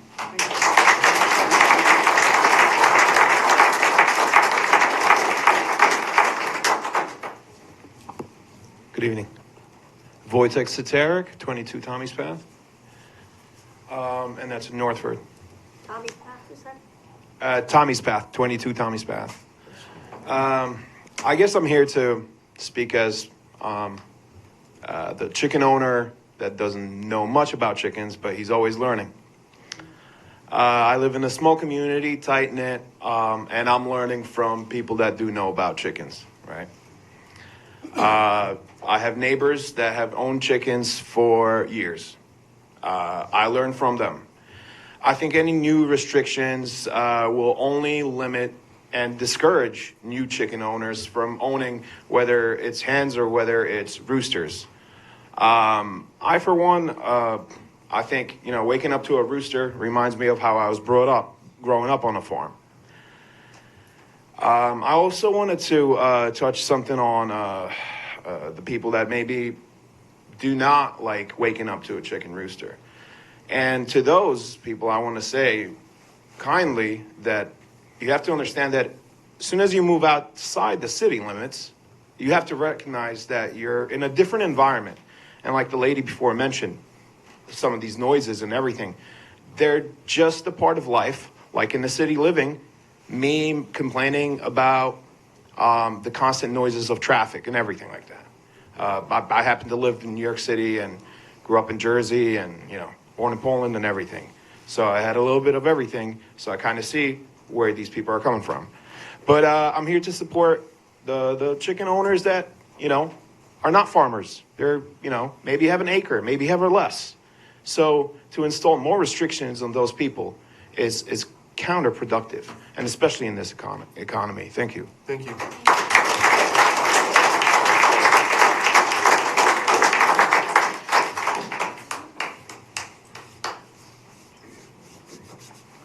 Hi, good evening. Penny Bruno, 223 White Hollow Road. That's up in Northford.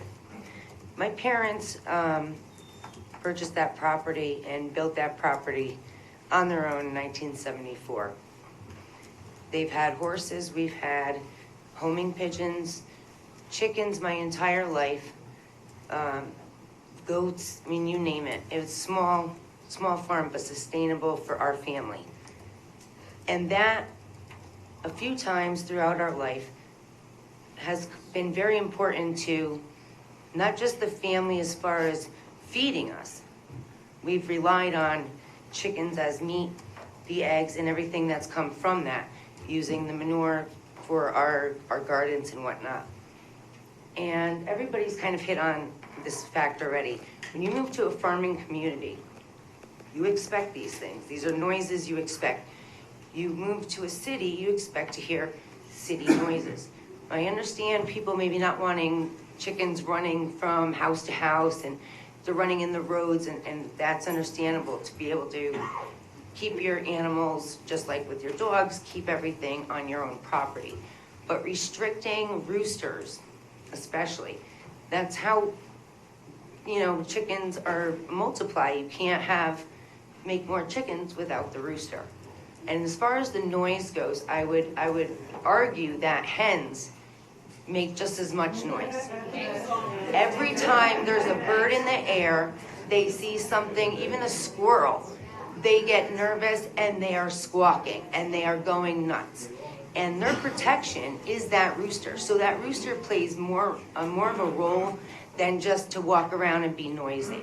It's the way to continue that line, to continue for whatever your reason is for owning chickens, whether it's just fun or you're using them for sustaining your family. And I would also argue that for kids, I was brought up with all these animals. I love being able to share that with my kids. It's a bonding thing. And when you live in a farming community, that's what you want. And to worry about that being taken away on so many levels, whether it's like I said, feeding your family, whether it's the bonding that your family does over doing, owning them, or teaching your children some responsibility, whether it's a dog or the chickens, it's all that responsibility. And I just would like to argue about the fact that people complaining about the noise of the rooster is like complaining about the noise of a dog. It's not just the rooster making the noise. I can hear the neighbor's hens up the street. As soon as they see something in the air, they're going nuts. And White Hollow, we have a lot of chicken owners on White Hollow. And I personally enjoy the sounds, whether it's, a chicken making noise or whatnot. That is something I grew up with. That's what I enjoy. If you don't enjoy that, then I'm not trying to be rude, but you don't move to a town that's known for its farming and its agriculture. And if they can have these things in things like New Haven, then certainly in an agricultural town, farming town, we should be able to keep them here too. Thanks, Penny. Thank you.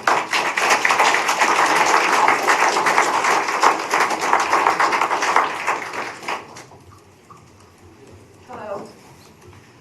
Lori Vogt, 1175 Foxon Road. I wanted to make a few points regarding the old and new regulations and why we seem to be having a problem. And it basically stems down to that the current regulations are not being enforced. Right now, we're allowed 20 chickens, and there are issues with property owners that are way over that limit.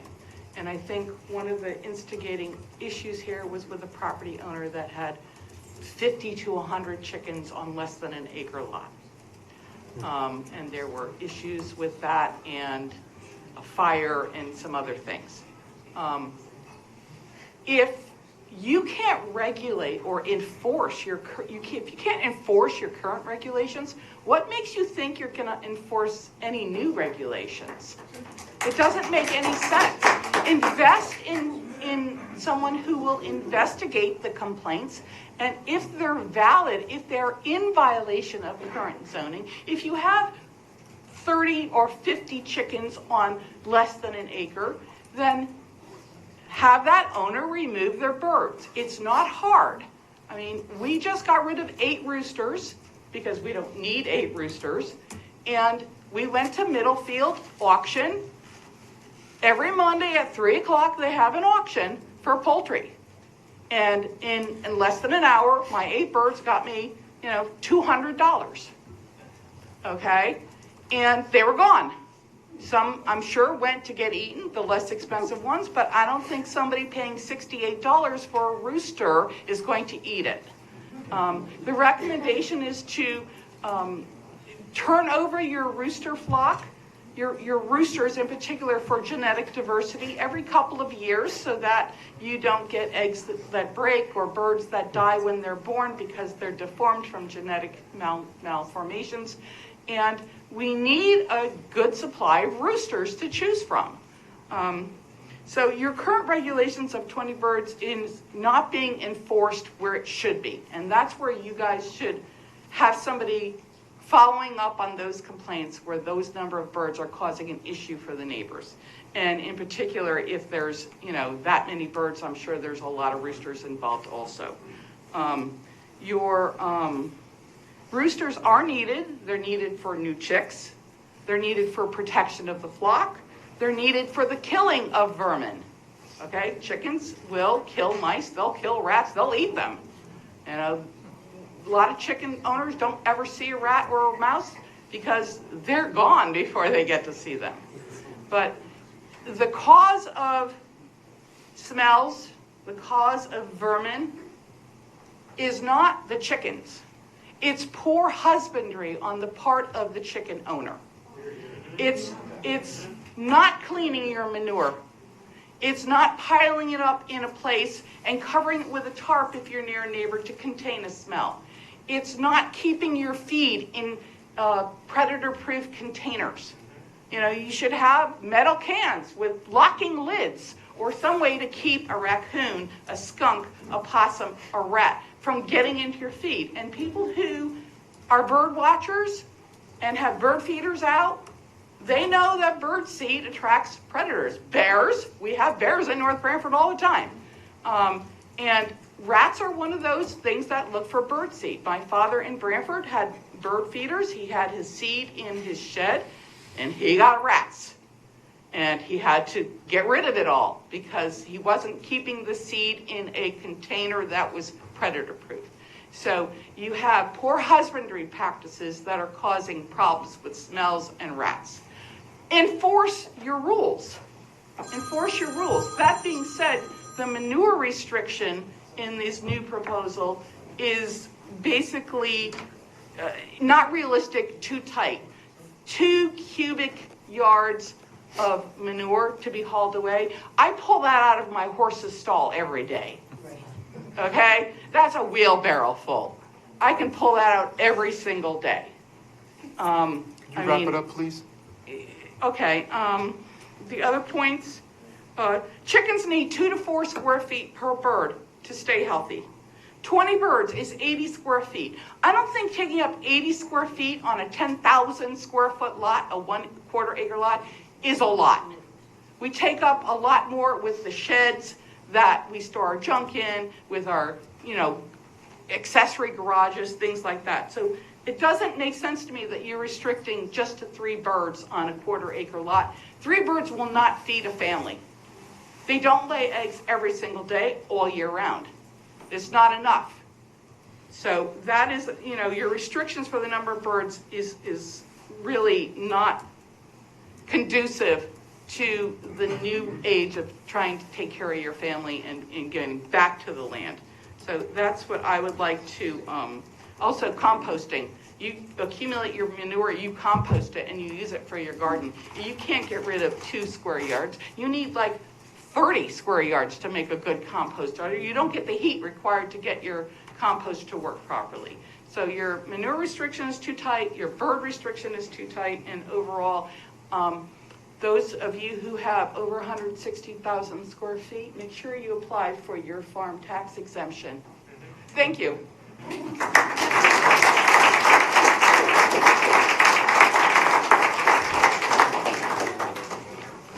Ken Durkin, Circle Drive, North Branford side.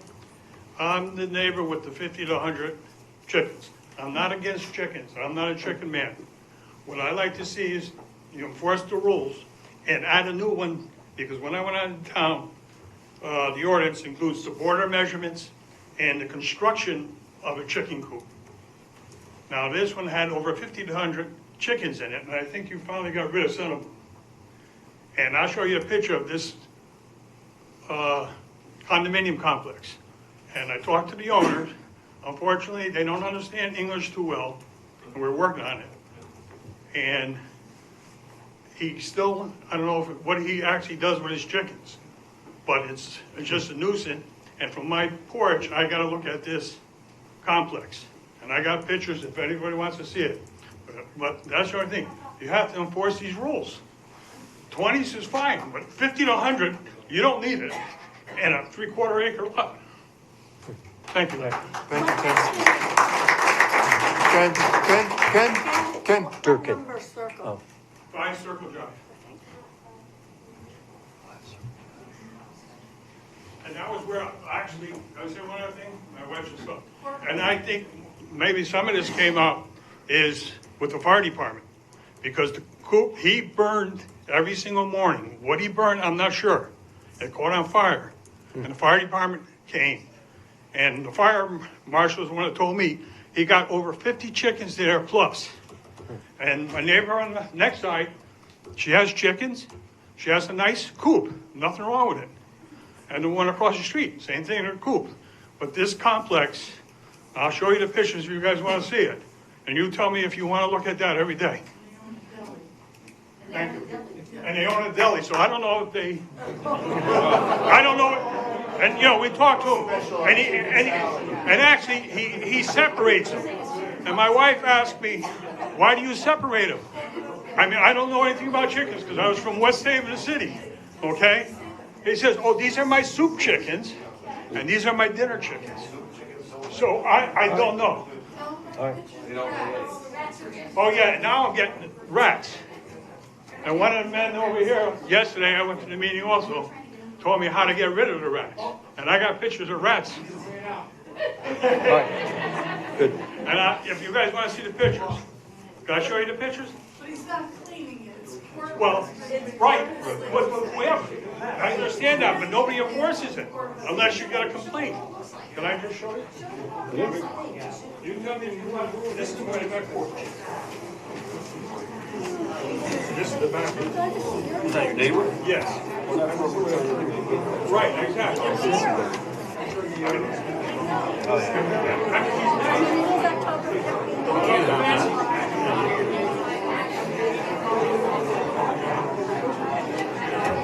We're not to enforce it. Yeah, that's the problem. All right, let's get it back. Understood. Thank you, sir. You're on the same team. Would anybody else like to add something new to the conversation? Anything new? Hi, Tabitha Opie, 18 Lee Road.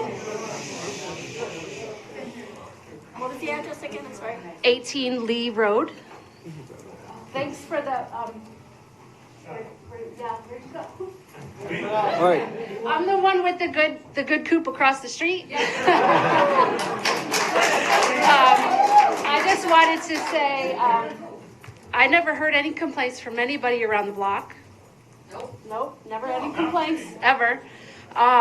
Just to back around on everything, I just feel like a lot of the complaints should be going to authorities, letting the authorities address the individuals at hand rather than having this big, huge mess that we have now.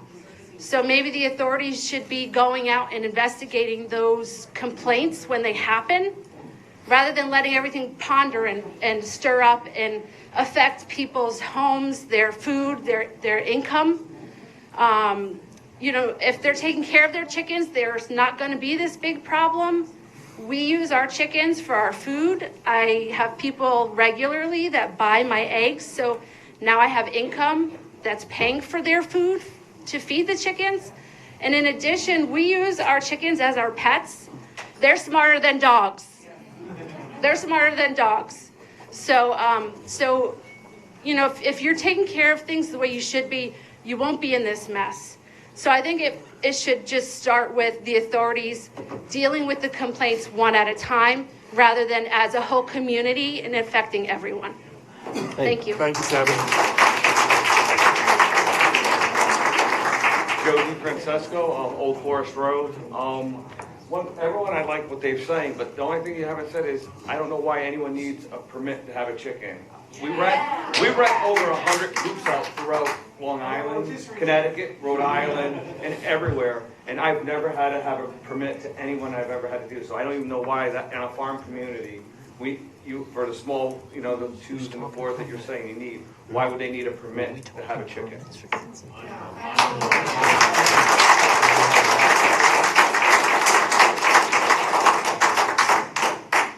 Hi, my name is Donna Abatello at 255 Tucket Road. I have 16, I think, 2 ducks, a rooster, 4 dogs, and I started about 5 years ago with my son. He wanted chickens. I said, fine. He did it with me. We had a little coop. We got bigger and bigger, and now I have a nice big area for them, pond for the ducks. It's great. Only thing that bothers me is my rooster, so I'm just going to put this out there. I only have 2¼ acres, but where I live on Tucket Road, I have no neighbors. I am surrounded by the Pages farm on this end, that they're way up there. I have no neighbors over there. I have WTF behind me. Yes, that's her name, WTF LLC behind me. And I have wetlands on this side. So if I get restricted with the rooster, which it makes no sense because I literally have no neighbors for thousands of feet either way, even though I only have 2.25 acres that I own. So keep in mind, and there might be some residents that are in a more rural area under the rooster restriction if things change. So just keep that in mind, that I don't have neighbors, but I also don't have 160,000 square feet for a rooster. But I'm in that area to where I have no neighbors. So just remember, there's people out there that, thankfully, where I live, I can go skinny dipping if I wanted to, and nobody would see it. But my chickens, I do let them roam free when I'm home. They never leave the backyard. They never go to the front. So, I just want to put my voice out with the rooster part. Keep in mind, like, there's people out there that have a little bit of acres, but don't have neighbors to really worry about roosters. And that's it. Thank you.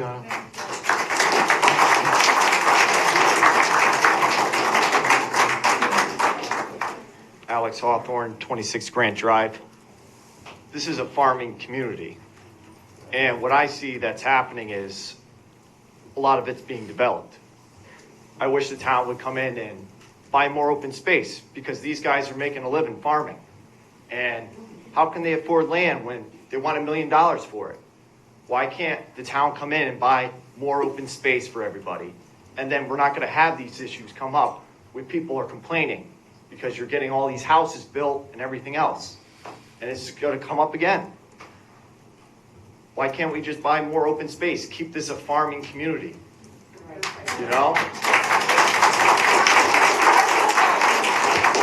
Development, Marinuzzi's, old vegetable farm. They're building houses on it. Augers, El-Pats, they're building houses on it. Chances, old dairy farm, beautiful red barn they had. Houses. And they're getting a lot of these people from out of state, out of town, from the city. And then they're coming in here, they're hearing a rooster crow, they're complaining about this, that, the other thing. And then don't be in this town then. It's a farming community. I wish the town would come in and buy more open space and support the farmers more so they have land to farm because they can't buy anymore. So it's just, I'm just saying, I just want the town to support the farmers and the people that have their backyard hobby farms, No permits, no whatever, You're saying I'm limited to how many birds I have or whatever. You're taking food out of my mouth because I use the eggs to eat them, to live off them.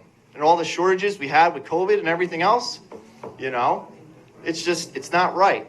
So I hope the town comes in and stops building and developing this town so we don't have these issues come up again. That's it. Thanks, Alex.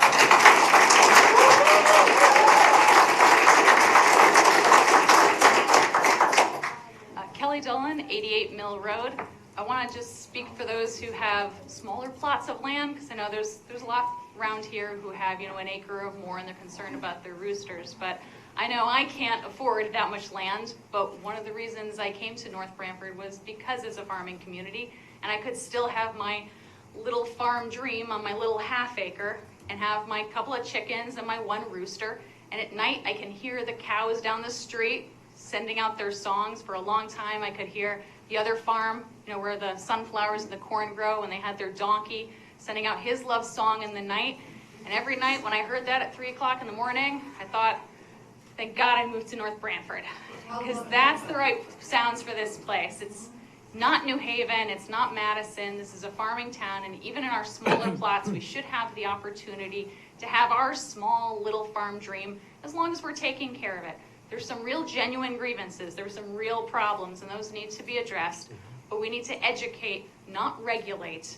There are opportunities for us to go out there, letting the rest of us maintain our little farm dream in North Branford. Thank you.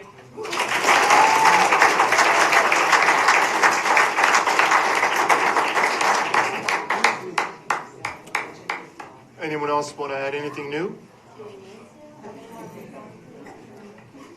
Alex, is that lighting? I know. Oh, okay. Just want to double check. So my thoughts are gonna probably cover into that afterwards, but do you want me to redo my name again or no? You want me to redo my name and address again or no? Yes, please. Alex D. Francesco, 43 Auger Road. Everyone that's gotten up for this part of the hearing made great points, all different angles, and from even my time when I used to be on this committee and seeing some stuff like this come before us, whether it's farm, other topics completely unrelated to this. There's sometimes regulations that would just be proposed to us and there wasn't enough research done. There wasn't enough insight put into all of this. This in particular, I think this is a prime example of that, where some people have mentioned the ag committee, get that revitalized. Now we're going into cooler months. We could talk with people, and Ron, you've had a lot of experience yourself. Even when I used to sit next to you, you probably have one of the most experiences with livestock, farming, this whole town, going back to the dinosaurs. It's a fun joke we always do with dinosaurs. Any which way on that. We've had instances with other hearings, different topics, different P&Z secretaries where we've gone back and said, hey, we need to take a step back. We need to look into this, and we'll come back with something new on a piece of paper, hearing everyone that has come before and looking into this. And a lot of research needs to be done and put together. As you guys started before the public was able to speak tonight, you all made very good points. So I think this is an instance where we need to take a step back, remove this from the table, rewrite it, talk with people, and see what actually makes sense for the town of North Branford. Because what I've heard before too is there are complaints, there are issues, and the existing is very vague, and the parameters of what you have, and other towns over the years have been revamping and modernizing all their regs, their whole regulation book. Guilford went through that the past 4 or 5 years. This here appears to be that, but there's so many things in here that's too drastic just to modernize it. So I think taking a step back, reanalyzing all of this, taking the feedback from the community is key, and then coming back a month, 2 months, 3 months down the road, once we've had Ag Commission reinstated, talk with people and everything, to have a more educated regulation put forward that we could actually open up to a public hearing than what this was tonight. So, thank you. Thanks, Alex.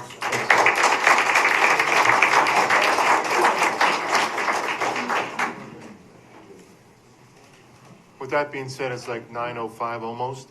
So we want to, my understanding is that I have some proposals that I think the commission should look at. I don't agree with a lot of stuff that we wrote after hearing and researching some information. And what I'd like to do, if it's okay with you, is I know we have another item on the agenda for lighting. If you believe that we covered all and you're satisfied with the amount of information presented, I'd like to continue the public hearing on November 7th.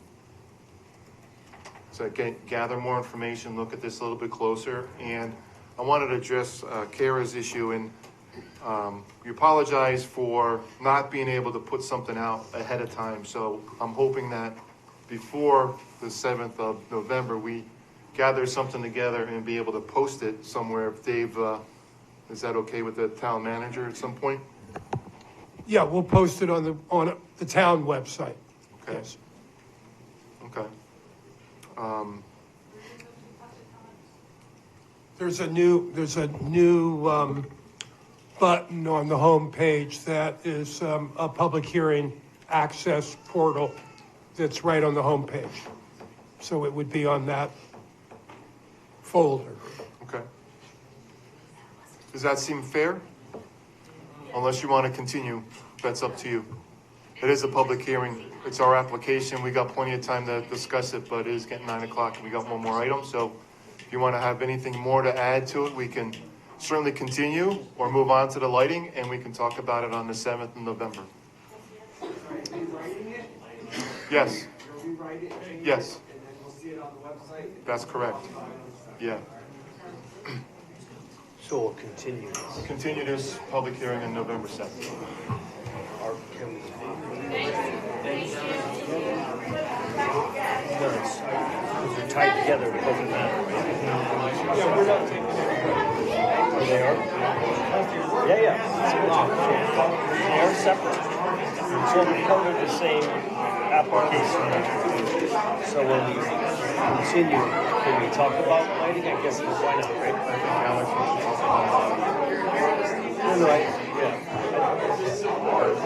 Yeah. No, I think we should. No, I'm talking procedural. I just, they're tied, so I'm saying.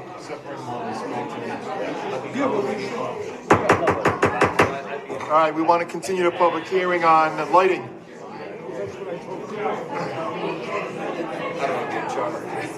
Similar to the chickens.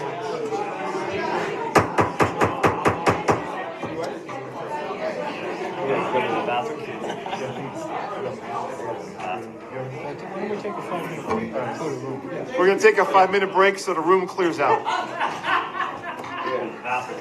Thank you. I've been out there.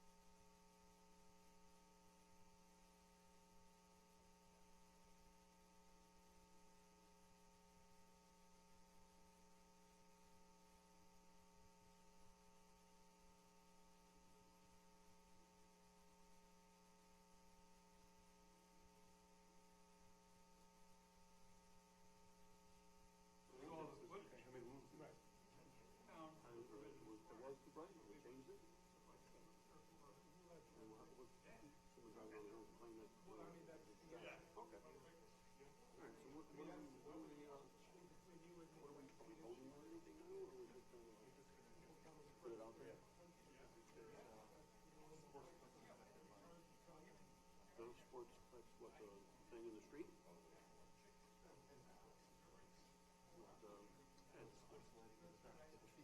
Yeah. Why would somebody complain about the light? Yeah, I go by his place, it's not bad. Well, that's the whole point. The whole point is just kind of diminish the. Promote dark stuff. That's just whole regulation.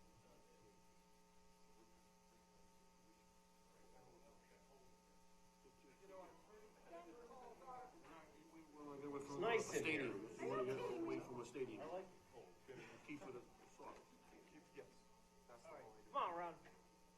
Come on, let's go. I'm working the room. Welcome.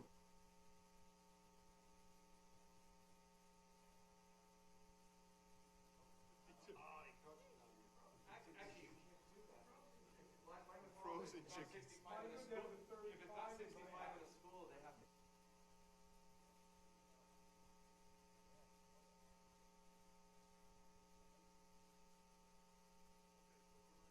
Similar situation for lighting as we are with the farms.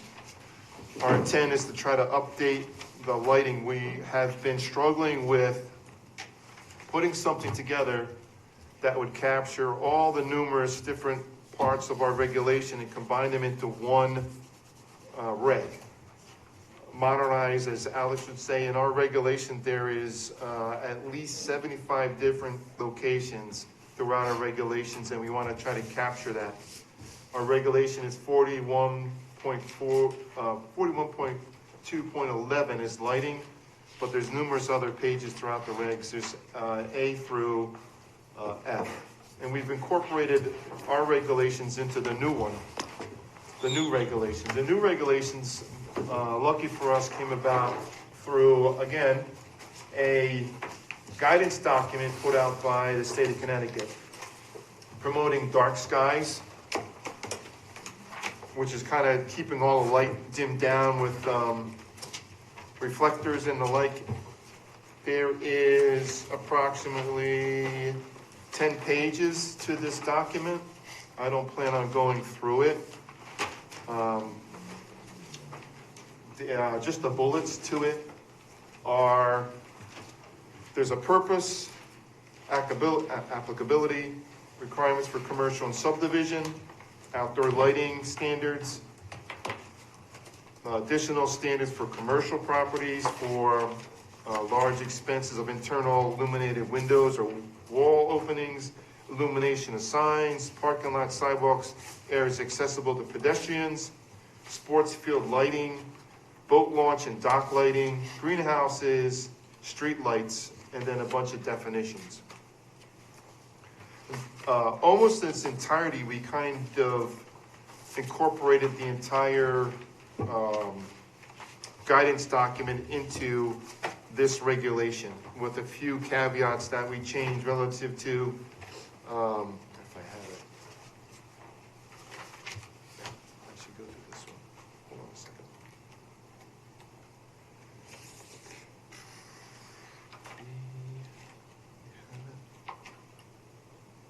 So the lighting control in the town hall parking lot was set to go on at 4 a.m. and shut off at 2 p.m. That's awesome. What daylight savings time is that? I don't know. When I left 2 weeks Sweden. ago, What country is that? That's Yeah, why I started. so I readjusted it, so Yeah. it should go It was pitch black. off at 10 o'clock. Good deal. So we have 45 Oh, minutes okay, left. yeah. 45 minutes. So there's only two things that we revised in that guidance document provided by the state was American flag lighting and the fact that, which I didn't realize until we developed this, there's a street light installation shall be in conformance with the town's adopted procedure for street light request policy, which I didn't realize we had one. But that kind of summarized it. So with that being said, that's how we got here, the history behind it. For the sake of time, I'm going to move into right into the public hearing unless commission members have any questions, concerns.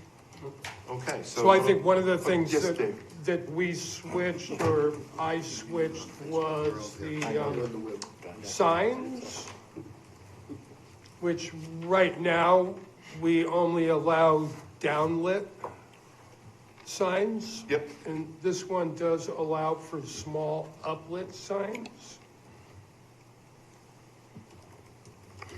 What's small? Less than 8 feet Oh. in height and less than 40 square feet in size.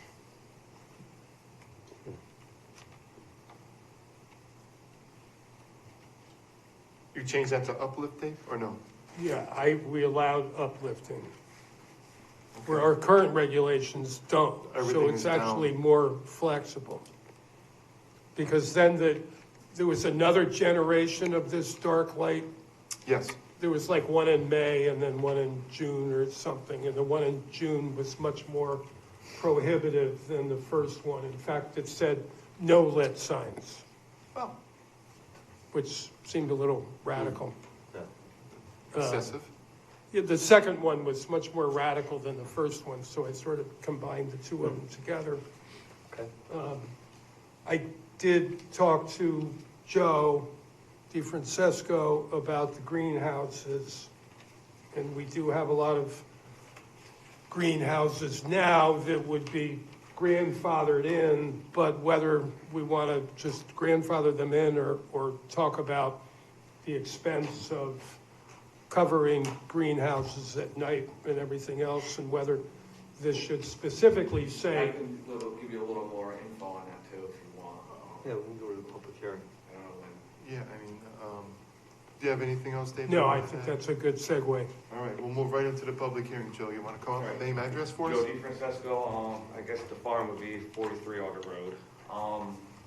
So with the lighting of the greenhouse, I mean, a lot of this lighting I see for, if you're doing buildings and stuff, it's simple, it's just switching from, one kind of light to another. But for a greenhouse, it's showing that you've got to have like, was it 98% or 95% has to be contained. In order to do that, you have to put blackout cloth around the greenhouse that opens and closes automatically.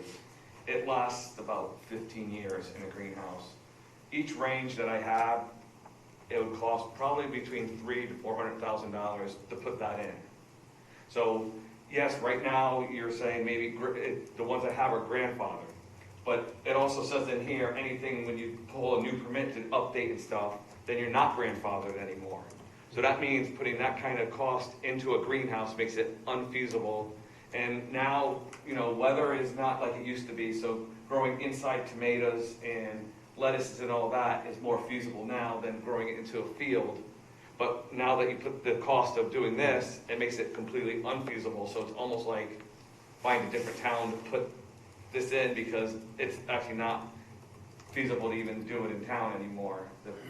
Right, and as of now, we light a lot of our stuff. They grow Easter plants and Easter flowers. You have to light them to make it, because you're doing a season that's earlier.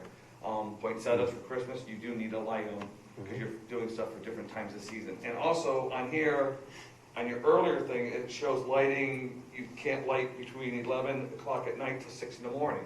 Well, forget about even growing plants and needing lights for plants. I mean, farming in the summer, we start at 3 o'clock in the morning. So I gotta put lights on the outside of my barns and stuff so I can back trucks and tractors around and move around the yard. And here it says kind of 6 o'clock on, you can light till 6 in the morning till 11 at night. So that makes it unfeasible for me to see what I'm doing early in the morning.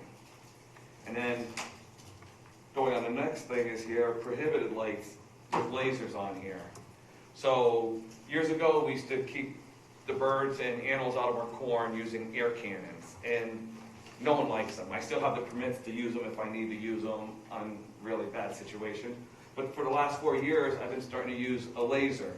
It's just a little green laser that circles over the top of the crop, and it keeps the birds from eating it. If I don't have it there, they'll eat 90% of the corn crop.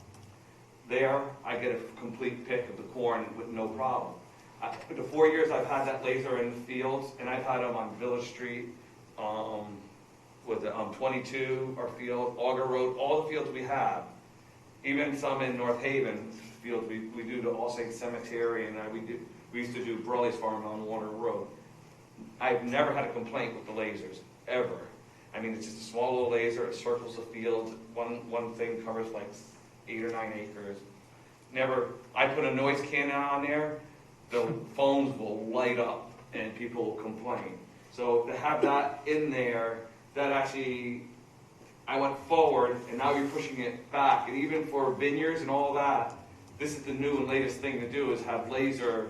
Because just that little light, you know how like cats want to follow it. Well, birds and deer and some of the raccoon stuff are afraid of it. So they'll stay out of your fields. So it's going backwards, not forward.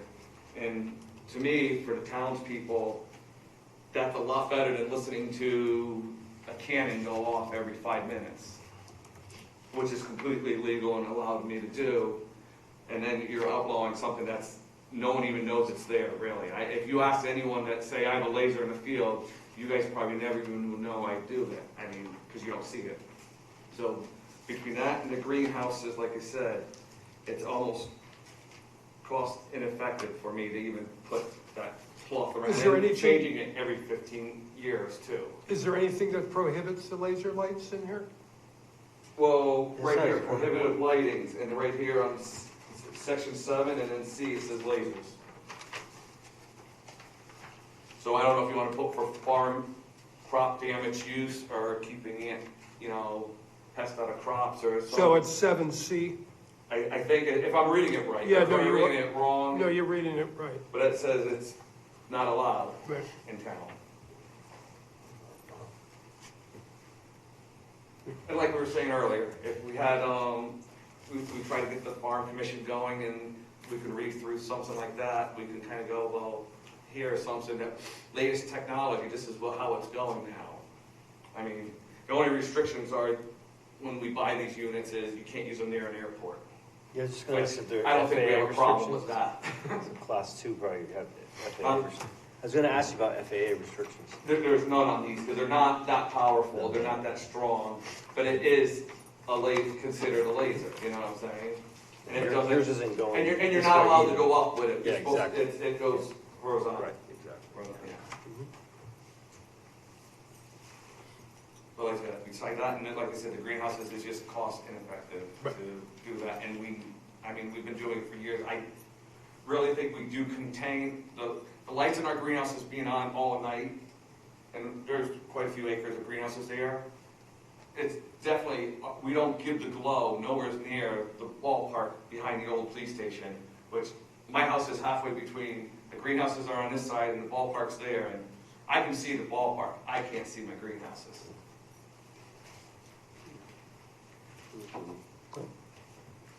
Thanks, Joe. Thank you.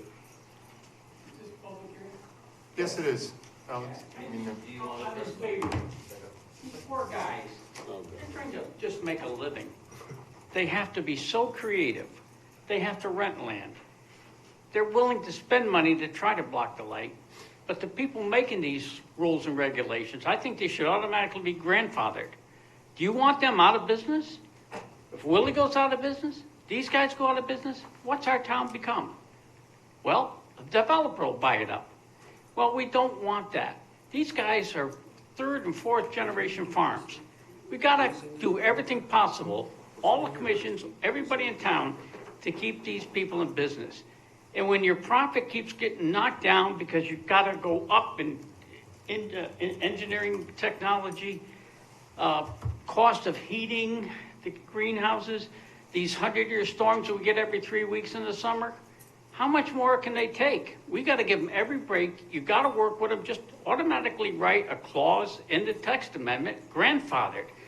And when they're like, how much more do you want them to spend to try to make a living when they're finally going to just say to hell with it? I can't do it. And we're getting pretty damn close to that. And I'll tell you why, because I went to the Farm Aid show where Willie was. And nationwide, farmers are just getting beat up with expenses, storms, weather changes, and they're going under. I don't want my tomatoes to come from China. I want my tomatoes to come from Old Post Road. So we have to be sensitive to the farmers. We got to get the Ag Commission going again, and we got to protect their right to make a living. And these guys, and their father and their grandfathers, they're generational. They're North Branford heritage. So are the Augers.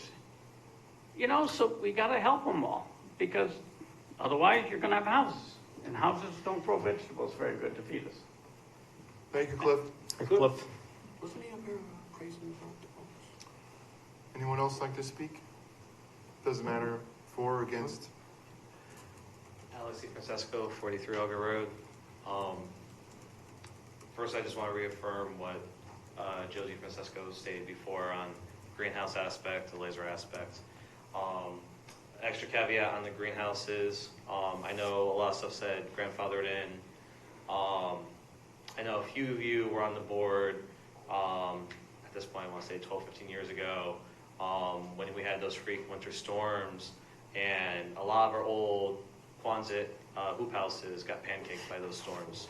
And we upgraded a lot of those to the Westbrook ones that we had.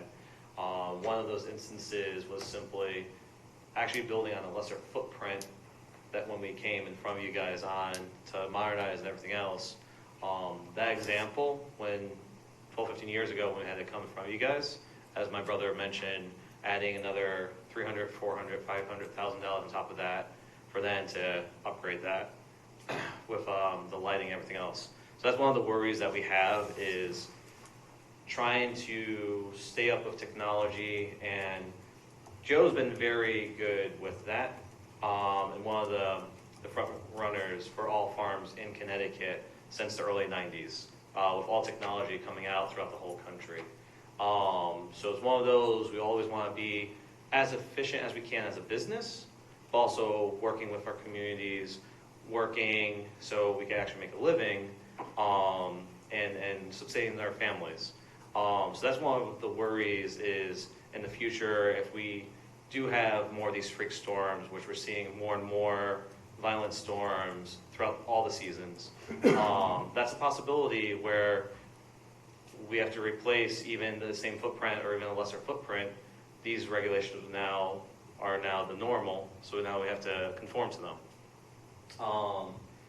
With the laser stuff too, that's one of those things that I didn't catch the first couple times reading this, and last week going over, it's like, do they consider this? Do they not consider this? Something I wasn't even thinking about until, well, it's not lighting, but it's using another application, which we've all had these eureka moments in different hearings and seeing all this. Everything else that's proposed with this regulation, for the sake of the town and sake for all of you, especially Bill sees this all the time with like the lighting on buildings, proposals, when you see the site plan. A lot of these regulations that are proposed get hit by the site plan anyways. And Bill, you've always been good with like downwards lighting, all of that. Most of what I've seen in this is more or less conforming with the now modernized version of that. The Christmas tree lights, that's an interesting one, but I won't go into that. But yeah, it's one of those that we just want to make sure we can keep doing what we're doing to make a living. And heaven forbid, if we do have another disaster and want to rebuild, this isn't a handicap now to us. And we've actually had this example, like I said, 12, 15 years ago when we had to do this. So we want to make sure we can still keep going with our status quo, keep up with the new technology that's coming out, and work with you all to make sure that the farmers aren't hindered on this. And like part of me in the previous hearing, with item line C, when I came up, I'm like, does that lighting refer to this or not, is the greenhouse aspect, as we're saying with our crops, with the greenhouses, which are already downwards facing, all the different crops, whether it's Easter crops, the tubular begonias, the Martha Washington geraniums. If you didn't have those lights, you wouldn't be able to have those crops yield to then sell. So then you wouldn't have that crop to actually do anything with. That's pretty much it. So thank you guys. Good. Thanks, Alex. Just one other question on Go ahead, Joe. this is, so what does this regulation mean, like if I'm running a tractor or something in the field at 3 in the morning? when I'm irrigating, tilling the land and all that, all lights on. I mean, I don't know. I don't think lights on vehicles Okay. would not be regulated. But like I said, we still work around the packing house and stuff at 3 in the morning too, so that's building lights and all that kind of, outside floodlights on the buildings just to keep trucks moving and tractors in and out without running someone over. Right. One more statement. I made this statement the other night because your family name came up at town council. They realize there's a problem too. His father, what time's your dad get up and head for Long Island every day? Our trucks will leave the yard at like 2, 3 in the morning. Guess where they're going? They're going to Long Island to deliver product to make a living. So while you and I are still got our heads on the pillow, they've started their work day. And it doesn't finish till maybe 10 o'clock at night. They're doing everything they can to make a profit. And luckily, what's his name? Stu Leonard has been a good customer. But a good customer demands good service. So their family will have to go to Long Island, even before we're up, just to give, and that's, Stu's a great customer, but he's demanding, right? Well, the only thing, like I said, we're working a lot during darkest times. Yeah. And it's the morning dark times. I mean, working late till 10 o'clock at night, I guess we're okay, no problem, because you said we can work till 11. And then after 11, we have to go to bed.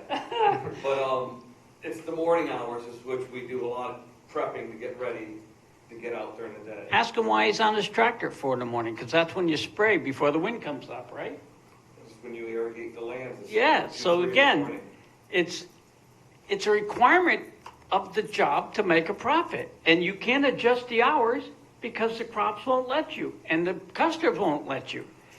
So God bless them. I mean, if they go out of business, they're not going down without a fight. I know them too well. But they've had so many, the fuel cost, just so many things that have hit them in the past. So we got to take care of the farmers. I'll get off my soapbox. Thank you. Would anyone else like to talk about lights?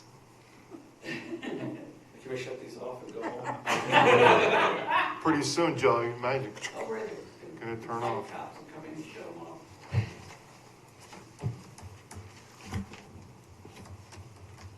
So I don't know, commission members, is it really necessary to have anything in about greenhouses? Nope. No. Or specifically exempt them, either way. Dave? I mean, something should be said in it, like if it's exempt or not, because when you Yeah. guys retire, Yeah, I think the next one it's will probably say, better. well, no, you have to go by all these rules here. The positive, negative, or whatever, to have it, but say it's exempt. So it's crystal clear, not like 'Cause you're not gonna be, you're not nebulous. gonna be there forever. Yeah, up on well, the it's board. more nebulous, like, is it or isn't it, Mhm. It just says the it's thing not, that then it's not. It's just you to say that, Joe, because that's the way we kind of roll now. This isn't for us, this is for future generations, Yeah. like my open was, and I don't understand, it may come across in this regulation that was a draft, that it appears that the commission is against farmers. It's further from the truth. Yeah. We don't want- I'm not here to fight it, I was just telling you No, my numbers and my truth, and like I said, that laser thing, actually, I read this thing, I got it from you 2 weeks ago, and I caught this yesterday in it. I'm like, wait a hold it, we use this on our farm. It was a good call, good catch, Joe, without a doubt. We always want to help businesses in town to grow, period, end of story. This commission is never against a business, a legitimate business trying to make a living. So I don't understand, I understand that the 2 drafts that came across, it looks that way. That's further from the truth. You guys need to be protected, and we want to help you guys make a living, if not make more money. Never Okay, said, we're not like I said, I here to just wanted hinder to inform you on stuff that I appreciate think that. should be in place and give you more information. I appreciate it, I really do. Some things we don't know about, like this particular case, the laser, and that's why we have a public hearing. So again, with this one, what I'd like to do is continue the public hearing until November 7th, revise this a little bit more, look at it a little closer, and put it on, put our revised out there on the web, so we can all look at it and have an opportunity to see it before the next meeting, so we can move forward on He'll be there, I'm on vacation for that week, so I won't be there, but he'll be there and I'll talk to Dave if there's So something that comes in the new one that's Do a we little agree different. exempt greenhouses? Absolutely. Some statement about exempt greenhouses are exempt from this later. And something about the laser, please. Like laser, horticulture. Yeah, something like that. It's not used for Farm- lighting, it's used farm- for. yeah. Yeah. Because you don't want most likely in the next indiscriminate uses of lasers around town, but Well, for originally, when I that saw use that, I is, thought, like some like the Halloween or Christmas decorations that use lasers and stuff like that. yeah, That was what my original thinking was until we're like, wait, no, we have a laser. this counts as that. Is this gonna be separate from poultry next week? I mean, on the 7th? Separate line? It'll be first Thank you. or second, something like that. Do you guys have anything else to add to, that you'd like to bring up relative to the lighting? Parking lot, sidewalks, before we conclude at 9:45?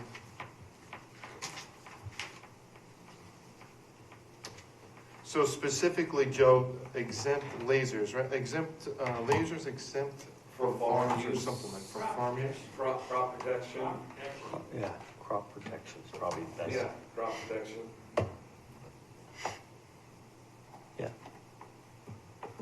And in parentheses, you can put animals, I mean, what do you call them, predators, it eliminates predators from the crops. It's not just, it's not like lighting them from protein, well, like. We'll have to come up with some language, Cliff, to make it work for Crop everyone. protection Yeah, covers it's not that, predators and everything. this is our regs, yeah, and Alex, to your point on the Christmas lights, I had to scratch my head on that one too. Hey, I'm leaving my blow ups lit up all night long, all day long, so you can come and see me and give me a fine for it. I kind of like getting up early in the morning. So So with that being said, I'm going to continue the public hearing until on November 7th. Yep. So with that being said, we move on to, at this hour, New business. Ron, number 9. Well, you're skipping over all the other stuff? We skipped over 8, 6 was new business, 7 was other business, 8 was town planner report, and 9 is adjournment. I did invite David Fink from SCROG to come talk about affordable housing. We did? At our next meeting. Okay. Yes. And you wanted to invite Oh, yeah, right. ADA She wants type to, person. yeah, she wants to come talk to us about accessibility. So, That's right. whenever I she- actually don't think she can make it that day. okay, whenever I she think wants she's out of to, town, so just it might have to be let her know. the next meeting. I'll follow up with her.